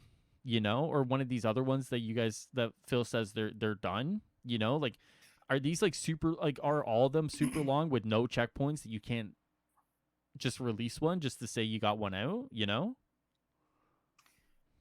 Well, Well, here's the thing. yeah, So I think that I have kind of like I'm at the stage where uh, mega level threats to me are like a myth, right? They're yeah, like they're just something we talk about at night time, little story, bedtime, mm, whatever. yeah, Once upon a time there was a cloning lab. The thing right. that bugs me, the only thing that confuses me, and the only thing that I would like an answer to right now, no, is that when we do priority missions, we get cloning labs gear. Yeah. We don't get resolution gear. We don't get gear for anything, any other potentiality. So why labs gear? You know, it was Well, the is that literally like because you got to remember it's even after the updates that come out, we're still getting Cloning Labs gear. So it's like clear to me that the Cloning Labs feels like that's the gate to the rest of the OLTs, which I mean, yeah, it is anyway, but I think they see it as that as well, which is why I don't think we're going to get one without the other, because I think Cloning Labs opens the door to all these big fucking mental missions, right? And that's sort of what. And also, I want to point out as well, and again, this I could be wrong when I say this, so don't quote me on it and put it in an mm-hmm. article or something, but I think Phil said that but you remember how before the conversation was like Omega level threats are like raids, but they're sort of more like the idea is like strongholds and stuff like that. Do you know what I mean? Like Yeah, they're like not raids, but they're challenging endgame stuff. they're raid-like content. Raid like, I always compare them to dungeons. Yeah. yeah. So, but well, last time Phil mentioned something like that, he said, "Yeah, well, Omega level threats are like placehold name for raids. Well, It okay, no, wasn't no, no, no, like no, no, no, raids; no, it no, no, was no, no, no, no, no, raids. no, no, no, no. Okay, Am okay, I wrong hold on, hold here? on. All I'm right, gonna you're back you gonna up a little start bit. on me. All right, here So we go. Omega level threats incorporates a lot of different things. So Omega level threats are the 4-player missions like Cloney Labs. It's the beefed up kind of villain fights like a Super Adaptoid with more mechanics in them, as well as Omega level threats incorporate raids as well. So like Omega level threats is like an umbrella term, and then inside that umbrella you have different classifications for different missions. So like it's like yes and no to what you were saying. Just wanted to clarify that. All right, mate, just make me look stupid in front of people. I see how it is. No, you're fine. You're fine. You're fine. First, you're doing the But like, no, no, quantum suits, and then well, you're doing the like, well, unfortunately, it's like the way they've classified things have like they're like reinventing the wheel when they don't have to. You know, just say raids, just say dungeons. Like, there's no reason why you can't. It's like they have to throw like their own little terms and everything. But because of like the way they've gone about explaining some of these things, or even some of the way they haven't explained some of these things, there's like a confusion that's built up within community of like what is an Omega level threat. Well, it can almost mean whatever you want it to mean at this point, you know, because we haven't played one. So like at this point, like yeah, Omega level threat can mean whatever you want. But like in reality, it is raids, dungeons, and beefed up missions. Now, excuse me, could the Super Adaptoid mission be like a dungeon? Yeah, I think that's probably fair. But like as far as we know, it's beefed up villain fights, dungeons, like labs, and raids. So and there we go. there we Oh, go. I'll stay quiet for the rest of the fucking episode then. No, you're good. But like to answer the question, when do you think like if you had if like and we've done this song and dance so many times before, you know, just like anyone else. Yeah. But like they like for me, if we get to like the end of May and they still haven't launched, you know, like I got to be honest. It's taking. It'll get to a point where it will reach a threshold and no one will give a shit. yeah, and That's just genuine. That's like, and me included, by the way. That's not yep. me like saying it's and it'll get to a point where it's like, Cloning Labs out. It's like, okay, all right. And, like, I'm wondering if we're already reaching that point, you know, like I mean, for a lot of people, maybe even us, because obviously we don't know until we're looking at it. Are we already at a point where it's like, I'm bored.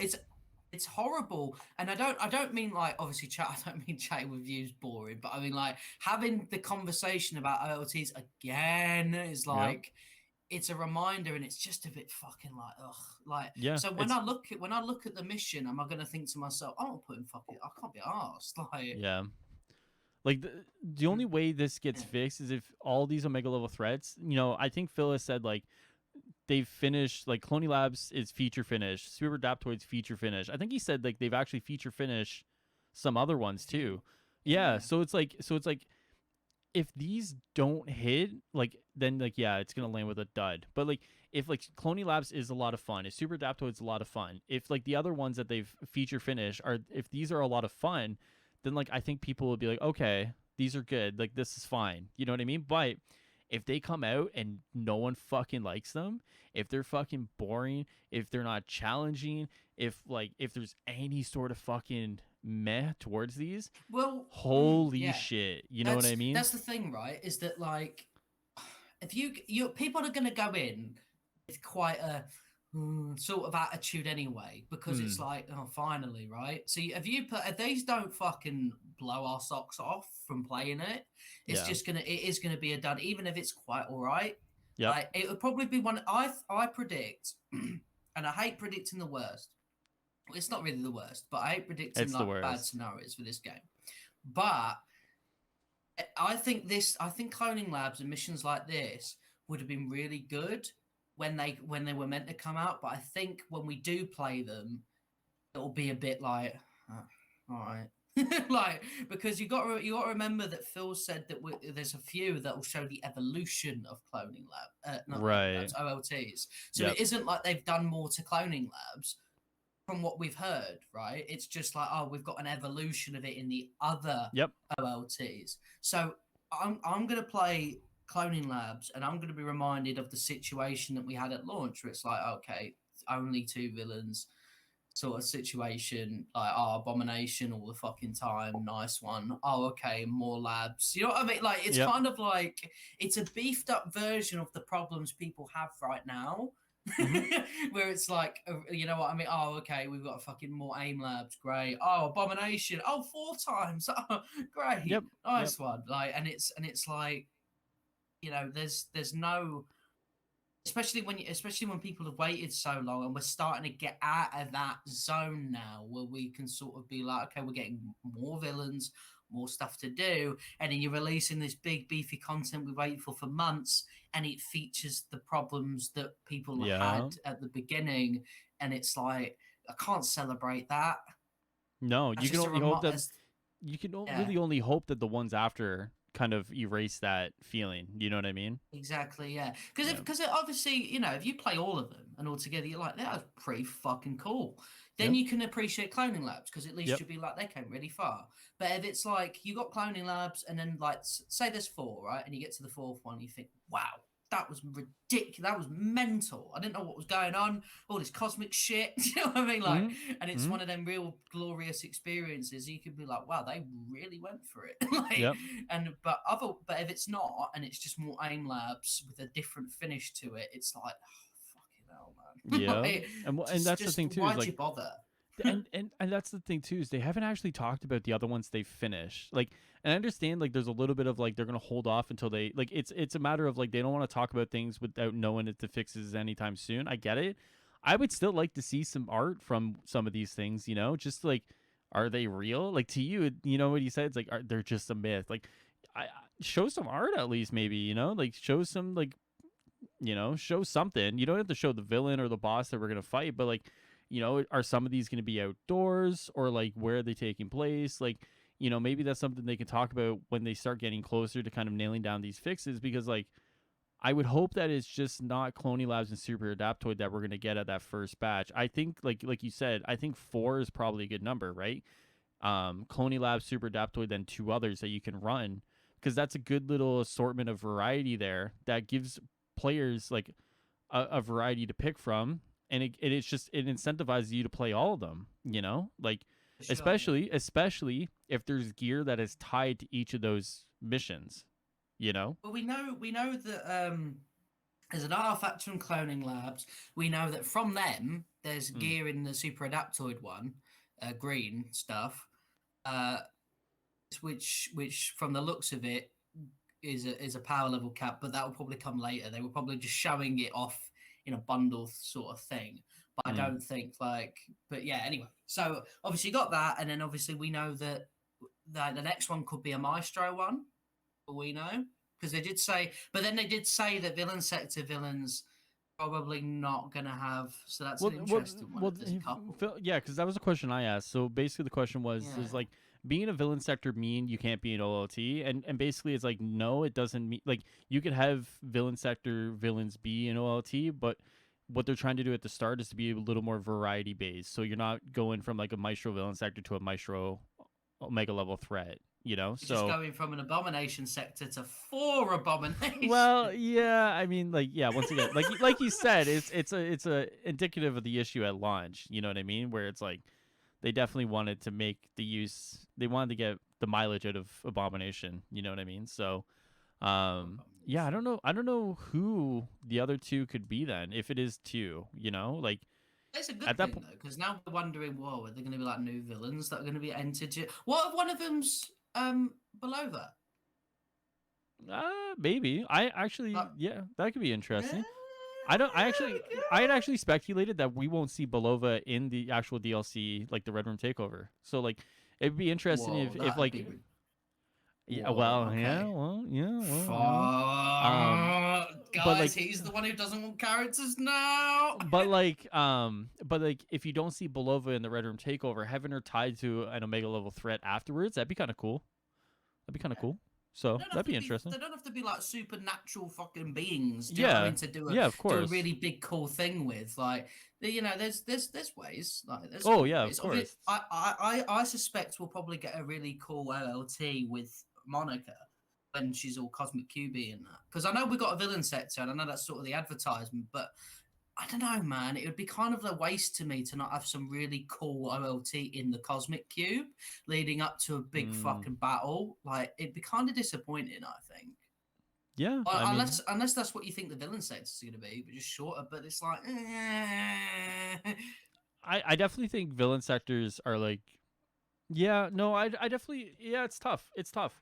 Um, ideally, you get some crazy Omega level threat mission that leads into like everything, but like the way they made it sound, like the villain sector, the Cosmic Q stuff, like fighting all of her clones and stuff, like definitely made it seem like the villain sector was gonna be a little crazy. So like, I don't know how you go from like a crazy villain sector and then like amp it up, times 100 to get your Omega level threat, with Monica. I think So I think what makes me laugh is that we'll go from like Snowy Tundra listening to like Sidney Gaff Levine with his annoying voice for the Abomination one, and then we're gonna go in the Cosmic Cube like for yeah. the next one. Like, oh look at my two dailies. Oh look, I'm in Snowy Tundra. Next I'm in the fucking Cosmic Cube.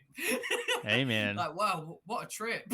that's a good problem to have though, right? So Well, fuck no, it. it is. No, I'm down, man. Like, if we get to a point where that's the only fucking criticism I can make, then that's a bit ridiculous. You know what I mean? Like, True. jeez. Like, so yeah, no, Jeez. no complaints. True. Oh my All right. jeez. All right. So we have two questions here, and I filed them under operation/expansion. All right. So first one from Brett's Game Corner. Do you think they will add any more story content like the main campaign, or will every other Operation character pack use the War Table missions and Quinjet style of play? I'll let you go first. Say that question again. Do you think they will I add any more story content like the main campaign, or will every other Operation character oh yeah, pack no, use I the get you. War Table missions and Quinjet style of play? I think Wakanda will be like the main campaign. Mm, I think okay. I think I think that the operations won't be, and I think that's probably why they're a lot smaller in scale. Is because like obviously they don't want to advertise that they're small because obviously at the time we didn't even know there were expansions. So like I Right. think that the idea going forward is the expansions are really the fucking what I mean, the big Mm, main campaign esque type content, whereas like the operations are probably they're still story content, but they're just more beats. They're more like stops on the mm, road to the expansion. Like think of it as like the road to WrestleMania, right? You got some pay-per-views on the way there, but don't expect nothing ridiculous.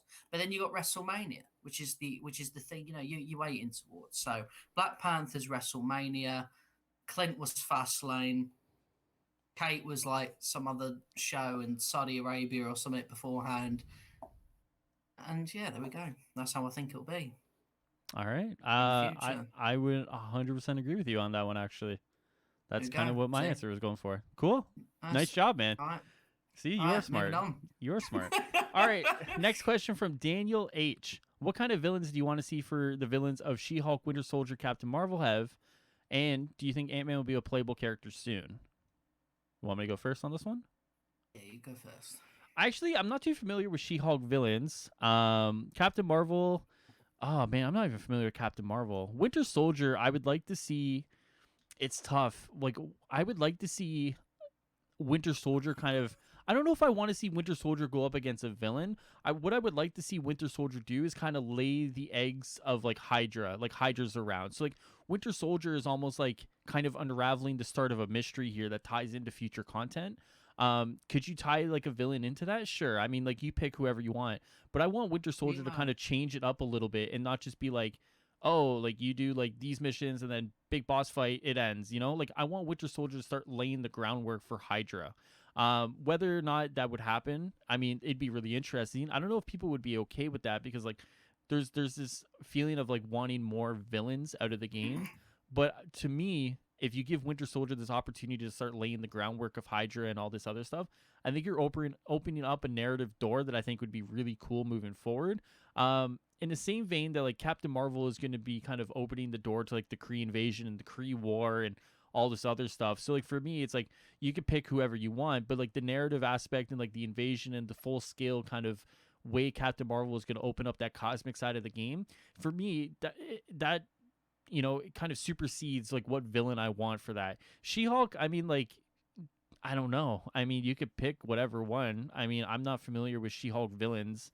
I don't know if Stardust is, but like, I mean, but I have an idea for one, but I don't really know too much. Sure, I mean, whatever. And then like for me, like, do I think Ant-Man will be a playable character soon? Probably not this year. If you're thinking like 2022, more than likely. But also, I mean, like, who knows? You know, like, who knows? And that's what I got. All right, so for Captain Marvel villain, I want Ronan the Accuser. Okay.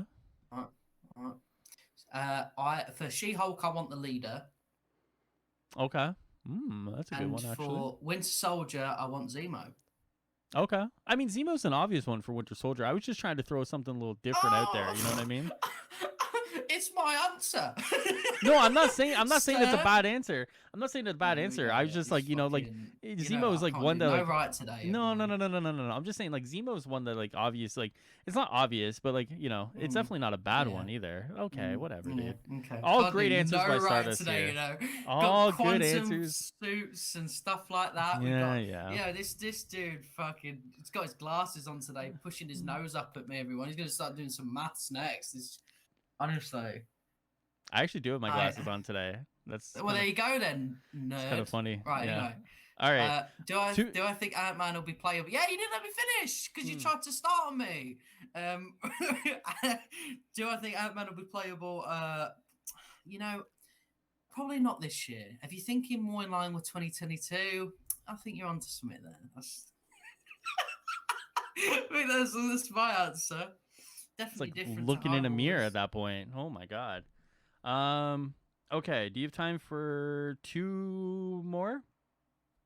I mean, I've already wasted all my night already. So okay, perfect. All right. So we have one question here from Jeff Bleach that he asks, "What is something you want for the game that you think people would be excited for?"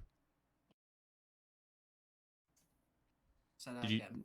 Oh, he asks, "What is something you want for the game that you think people would be excited for?"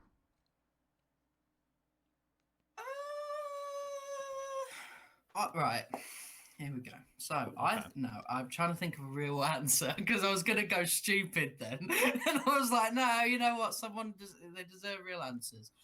Yeah, it's not me asking you these questions. These are people that genuinely listen to us, so you got to make sure you give them the real answer, man. I think that like tie-in comic events would be pretty sick. Those would be sick, yeah. So like rather than like because obviously we know that Red Room Takeover is kind of not, but yes, it is a homage to the movie. I would want just full on like obvious comic tie-ins, not canon to the story or nothing, but if you've got the time for them, like so say I've said this a lot, but say like King in Black, for example, right? If you're allowed to, you could do really cool like comic inspired, you know, symbiote skins for all the heroes, cool little event. You know, I'm not saying fucking OLT with Null because that takes a lot of work for something that isn't going to be used in your story, if you know what I mean. But like, it would be kind of cool, you know, like maybe like you could do an event similar to Division 2, where the stuff doesn't change the canon, but it's just kind of like something A cool wink and and different. it's like a wink A and a wink and a nod. nod, yeah. Yeah. So like maybe like the enemies, whether they're aimbots, whether watchdogs, whatever, maybe they've got like black kind of ooze on them that does a little animation, and Mm, when you like, and you have to use plasma to defeat them. And if you do interesting. that, if you do like, I don't know, you kill like 200, maybe you get like some more event currency. If you earn enough event Mm, currency, you can get a skin or something. You know what I mean? yeah. Like maybe have marketplace versions and then have like event versions. Yeah, I mean that could be really cool. I mean, like even like yeah, you could do so much with that actually because like it seems like every like 3 months there's like a new event like that's come in, right? Like it's like Marvel is Exactly. like the king of like churning out events over events over events, right? Like we went from like King and Black, and I think this month is like or this month or next month is like Heroes Reborn or whatever. Like and like there's like so many Yeah, that come yeah, out yeah. per year that like you could easily, you could totally fucking work that in. That's actually So like I'm with hit, yeah, that's good. sorry, so like, yeah, well, thanks, man. So like with Heroes Reborn, you could do a thing where like, oh, for the skins of that, you could do like, oh, what happens if Iron Man was Captain America? Do that Yeah, skin, right? Oh, what if Black Widow decided she wanted to be an archer, yeah, right? Or like, oh, Kamala's. It's a bit difficult for Kamala because Kamala's obviously got a lot of homages anyway with the hmm, t-shirts and stuff like that. But there's ways around that, you know. sure, yep. Oh, Hawkeye wants to be Thor, so Hmm. Hawkeye's got a Thor-inspired Hawkeye. So you know what I mean? Like, obviously, just do something like that. That'd be sick. Yeah, that's actually a really good idea. I actually really like that. I actually All right. don't have an answer for that, and I think you have probably the best answer. You'd have better than what I would give. So, I'm just gonna piggyback and say Stardust has the best answer for that one. I think any sort of way you can tie in the game to like other media is probably good. I mean, like I've said it before, I would have loved to see, like just like what did I say? It was like having comics like with the game or whatever. Like I don't know. I said something about like having people more interact with like the game and then being able to like interact with comics, like have like a crossover medium, whether it's um like I said something about like if you have like you buy a comic and maybe there's like a code for something for the game or whatever, like or like the other way around too. Like there's so many ways to like do tie-ins with like and not just necessarily stuff in game, but like to do a crossover pollination between the people who play the game and not necessarily read the comics, or the people who read the comics but don't necessarily play the game. I think like there's so many good ways that you could tie those two together through like just kind of like little freebies here and there that allow people to kind of experience, you know, whether it's a comic story or like the game itself. Like, there's so many ways you can do that. But I definitely think taking my idea and then taking it 3 steps further into your idea is probably one of the better ways to do it because then it's actually something tangible within the game, and And that gets people really yeah, excited. You know what I mean? well, here's the thing as well is that I've made the feedback a lot that I think the initiative should be totally different to operations and completely out of canon. I think the Yes. initiative should be total fan service bullshit, Yep. like events left, right, and center, like fucking nothing connects to the Yep. story that we've got in the operations. The operations slash whatever will brand the story side of Black Panther to be, um, I want, that's a continuation. That's fine, totally fine. Mm-hmm. We understand that. We're not stupid, right? Yep. But if everything else, literally everything else, can be tied to just fucking fan service nonsense, then do it. Yep. Do it. Like, and throw it at the wall. And if it doesn't work, and if say you try and think to yourself, okay, fuck it, chuck it at a wall, doesn't stick. Oh, we have time travel. Like all of a sudden now it's just, oh look, time travel. Whoop, Yeah. gone. Retcon it, let us know, and so just be transparent. Like, let us do. Okay, so say they release, I don't know, I'm trying to think of it. Say they release like a mission type, right? And Right. it does just falls flat. It's shit. No one likes it. It's horrible. They're like, oh well, all right, well we can retcon that. Time travel gone or something like that. Do you know what I mean?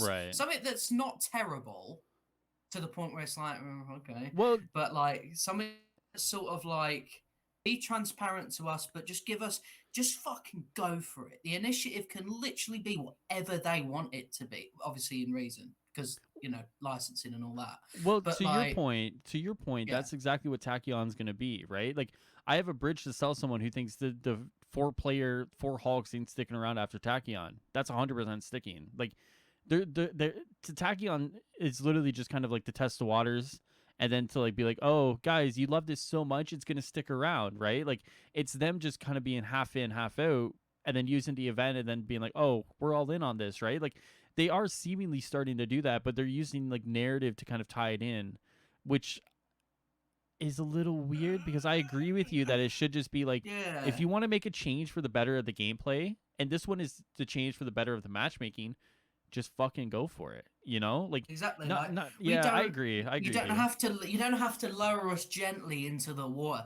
Just Yeah, chuck the baby in. Like, just you know what I mean. If you wanted it to be so, oh, you want to test out people play. You don't have to have done this. I right. mean, I'm glad they did because obviously it's but you could have just literally done it in a patch if you wanted to. You could have Yep. still done it in an event, but like just not. It doesn't have to be Mm. Tachyon anomaly. Oh, we need a story dedicated. No, you don't. Like, Yep. you really like, and that's the thing. And it's kind of like Red Room Takeover. That, from what we know, is totally sounds very disconnected from what we've got. Yeah.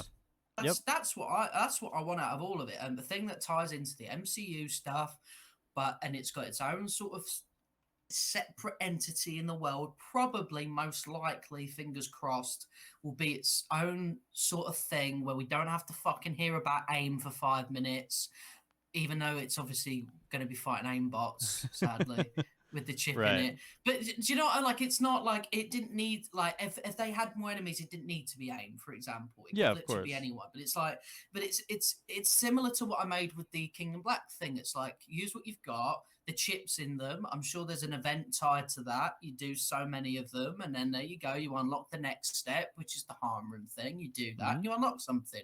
Yep. And then you got the MCU skins to fuck about with afterwards.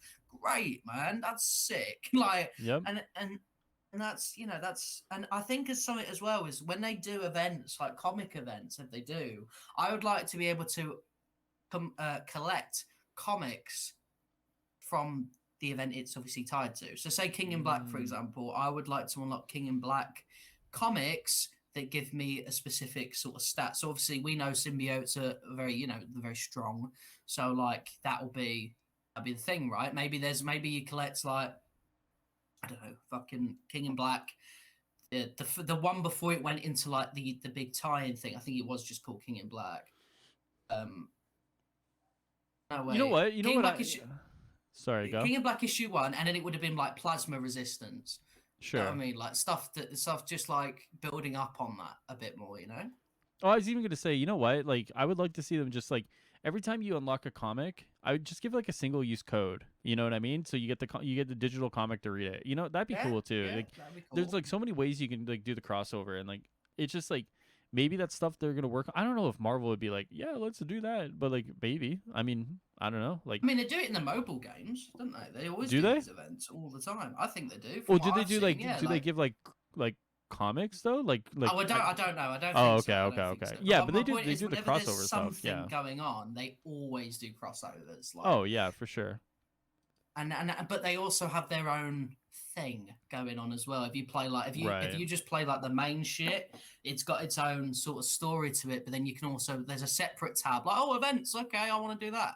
Yep. And it's even It's something in Spider-Man Unlimited, that little free run game, for a little bit they had like events tied to the films and the comic stuff, but obviously they had the actual story in it as well. And they could, I mean, obviously, look, they're slumped as is. Do you know what I mean? So I'm not expecting this change to come anytime soon. But once they get into the office, maybe Square can help them out, give them someone else, more help. It could be a thing. I mean, this is all stuff that like realistically would be like next year. You know, like granted, Yeah, we yeah, still don't yeah. know what the back half of this year is going to look like, but I imagine it's going to be more character heavy than event heavy. You know what I mean? Like, I Hmm. imagine like the back half of this year is probably gonna be like one or two more characters. You know, and maybe some things, but I mean, a lot of this stuff is like do this for next year. You know, which is okay. Like, it's just like something we can't like look at and be like, do it now, please. You know, it just Yeah, for sure. Like, yeah. can't. Yeah, but I mean, it's a place where I would like the game to go. You know, Yep. like like two different things. So you got your story content in the operations tab, and you got your fucking mental fan service love letter to everything Right. in the initiative. You know, just have fun in there, sort of thing. Exactly. And I agree. I agree. yeah, there we go. There it That's is. yeah. There you go. All See, right. I'm coming out with good stuff after you know you're harassing me. Ah, dude, I always believed in you. Don't worry. Just like I believe in you to do an outro perfectly on this one. So I think that's it for us Oh. this week, man. So it's time to hit everybody with your perfect shout outs, just like I know you can do. Okay, so obviously last week I just wanna make a comment on last week. So obviously last week I had ended the episode in a way that I'm Oh, truly yes. Yes. Yes. truly ashamed of, and I want people to Oh, know God. that I do not agree. Well, no, wait, I do not want to influence. There you go. Drug, drug use, right? My thing is that if I could turn myself into a bong, I would do it. So I just thought, who do I know that could do something like that? Kamala Khan. So I just thought, wouldn't that be pretty sick? So, in that note, let's talk about my charity event. So, right. So, so I'm doing a 12-hour charity stream for the Tachyon Anomalies, which hopefully we find out when that is coming very, very soon. So that is, ladies and gentlemen, at justgiving.com/fundraising/Stardust versus Tachyons. Now, I'm going to talk about the story for a little bit, and you know, not for a little bit. I'll just go through the story that's on the Just Giving page. This is for the National Eating Disorders Association. And I'll read the story just really quick. So I'm supporting NIDA because it is close to my heart and such an important cause. My beautiful wife-to-be suffered with an eating disorder since a young age. This month on April 2nd, so it's already passed, it's going to be her birthday. And for her birthday, one of the things I wanted to do was raise as much money as possible for research on a disorder that has taken so many people away. My fiance was told she wouldn't make it to 16. She's turned 20 this year. She's opened my eyes to this, and I hope I can help you all see how serious this disorder is too. In the US alone, 20 million women and 10 million men will suffer from an eating disorder at some point in their lives. Eating disorders are serious but treatable mental and physical illnesses that can affect people of all genders, ages, races, religions, ethnicities, sexual orientations, body shapes, and weights. Eating disorders have the second highest mortality rate of all mental health disorders, surpassed only by, I really want to get this right, opioid addiction. Yes, right. Because I didn't want to float that because I would have felt really awful. Right. So obviously, you know, just a little word on NIDA as well. NIDA is dedicated to supporting individuals and families affected by eating disorders. Through our programs and services, NIDA raises awareness, builds communities of support and recovery, funds research, and puts resources into the hands of those in need. So obviously, it's not going to be a massive 24 hours extravaganza like it was before. Yep. You know, it's just me, you know, just playing through the Tachyon Anomalies, stuff like that. But the goal is £500. I don't know why it keeps putting it in pounds because this one is based in America, but it's fine. It might be just a so localization thing. I think it's because I set it up so that it put it as pounds. Right, But it's, right. but like obviously anything helps towards this, you know, it would mean a lot to me too. So I mean, I'm normally people should this money and stuff like that, but I'll talk about this. So from what I know, because I haven't done it yet, but on the 15th of this month I should be earning my first wage from Twitch. Now I believe because I've earned past 100, they're not Yes. going to give me like 100 and the pennies. They just give me 100. No, they'll give you Right? everything. No. So say, all right. So say I'm obviously I won't go through exact numbers, but say it's like 150. Yeah. They give me 150. Oh, right. Okay. Yeah. Well, in Yeah. that case, then I want to put about 100 into the donation thing. Yeah. So obviously, No, yeah. because it means a lot to me and stuff like that. I want to sort of, you know, because, you know, like obviously I just want to just raise as much as I can. And I know the fear, because I wanted to do an event for every stop on the roadmap. And I know the fear is it's like this community is only so big. There's going to be Yes. people that have already spent a lot on Assemble for Charity, the first one. So Mm. it's like, you know what I mean? Like, but the thing is as well is like it doesn't just have to be like this could end with 0%. But the thing is, you know about it now. Do you know what I mean? People Yes. know about it, so they can Yeah. go to these charities if they have some spare pennies and donate directly that way. If this is something that speaks to you personally, or something that you sort of, I mean, obviously everyone sympathises with it, but I mean, like, if you're proper connected to this, then you know where to go for that. Do Yes. you see what I'm saying? So No. Yeah. that's kind of the 100%. thing. So obviously, if feel free to be. I'm doing it on the Assemble for Charity page for the simple reason is Stardust, Stardust is affiliated, and obviously it'd be really weird to get like subs and stuff like that from this. Sure. So it's Assemble for Charity. Obviously, no clue when, but You'll find out Friday. ideally, huh? You'll find out Friday. Final Friday, yeah. Yeah. Well, I mean, hopefully, but ideally, it'd be reset time, similar to how it was on Assemble for Charity. 12 hours for this one because obviously it's not as the scale. But basically, we're gonna keep. I'm gonna keep doing this sort of thing for every stop on the roadmap, and then for War of Wakanda, going big, baby. We're going big. We're going Going big. 24 hours shebang colon cancer charity for Chadwick Boseman. So, that'd be pretty cool. That'll be the big one. 6. That'd be the big one. That's right. We've got some big, juicy names already in store for that one. It might even get to a point, genuinely, if I can get enough like mega stars involved and High Ruler, I'll I'll probably take a step back personally and just be more of like the guy watching from the side. You know what I mean? Is there anyone you want to tease right now? All right, just so a tease. It doesn't have to be anything. Like you could leave it open for interpretation. Let's try and okay. So leave it open for return. Thing is, it's all right. Okay. The people that I've spoken to so far. No, that's too obvious. Okay, ooh, you're really not good at this. One of them went to the Square Enix thing. Okay, there it is. Wow. Maybe more than one. Oh wow. Okay. All right. That's all I'm saying. So I'm out of the running then because I didn't go to that. So feels good, man. Feels good. I thought we already had this yeah, we already did. Dude. I'm just busting your balls a little bit. I'm busting your balls. Don't touch my balls, man. All right. Anyways, guys. Anything else, Stardust, before we wrap up? Well, I mean, now that I know you're busting my balls, let's talk about that fan fiction again. Anyways, guys, so that is it for the show this week. That has been your Avengers Weekly Recap number 8. It is fair. God, it's not.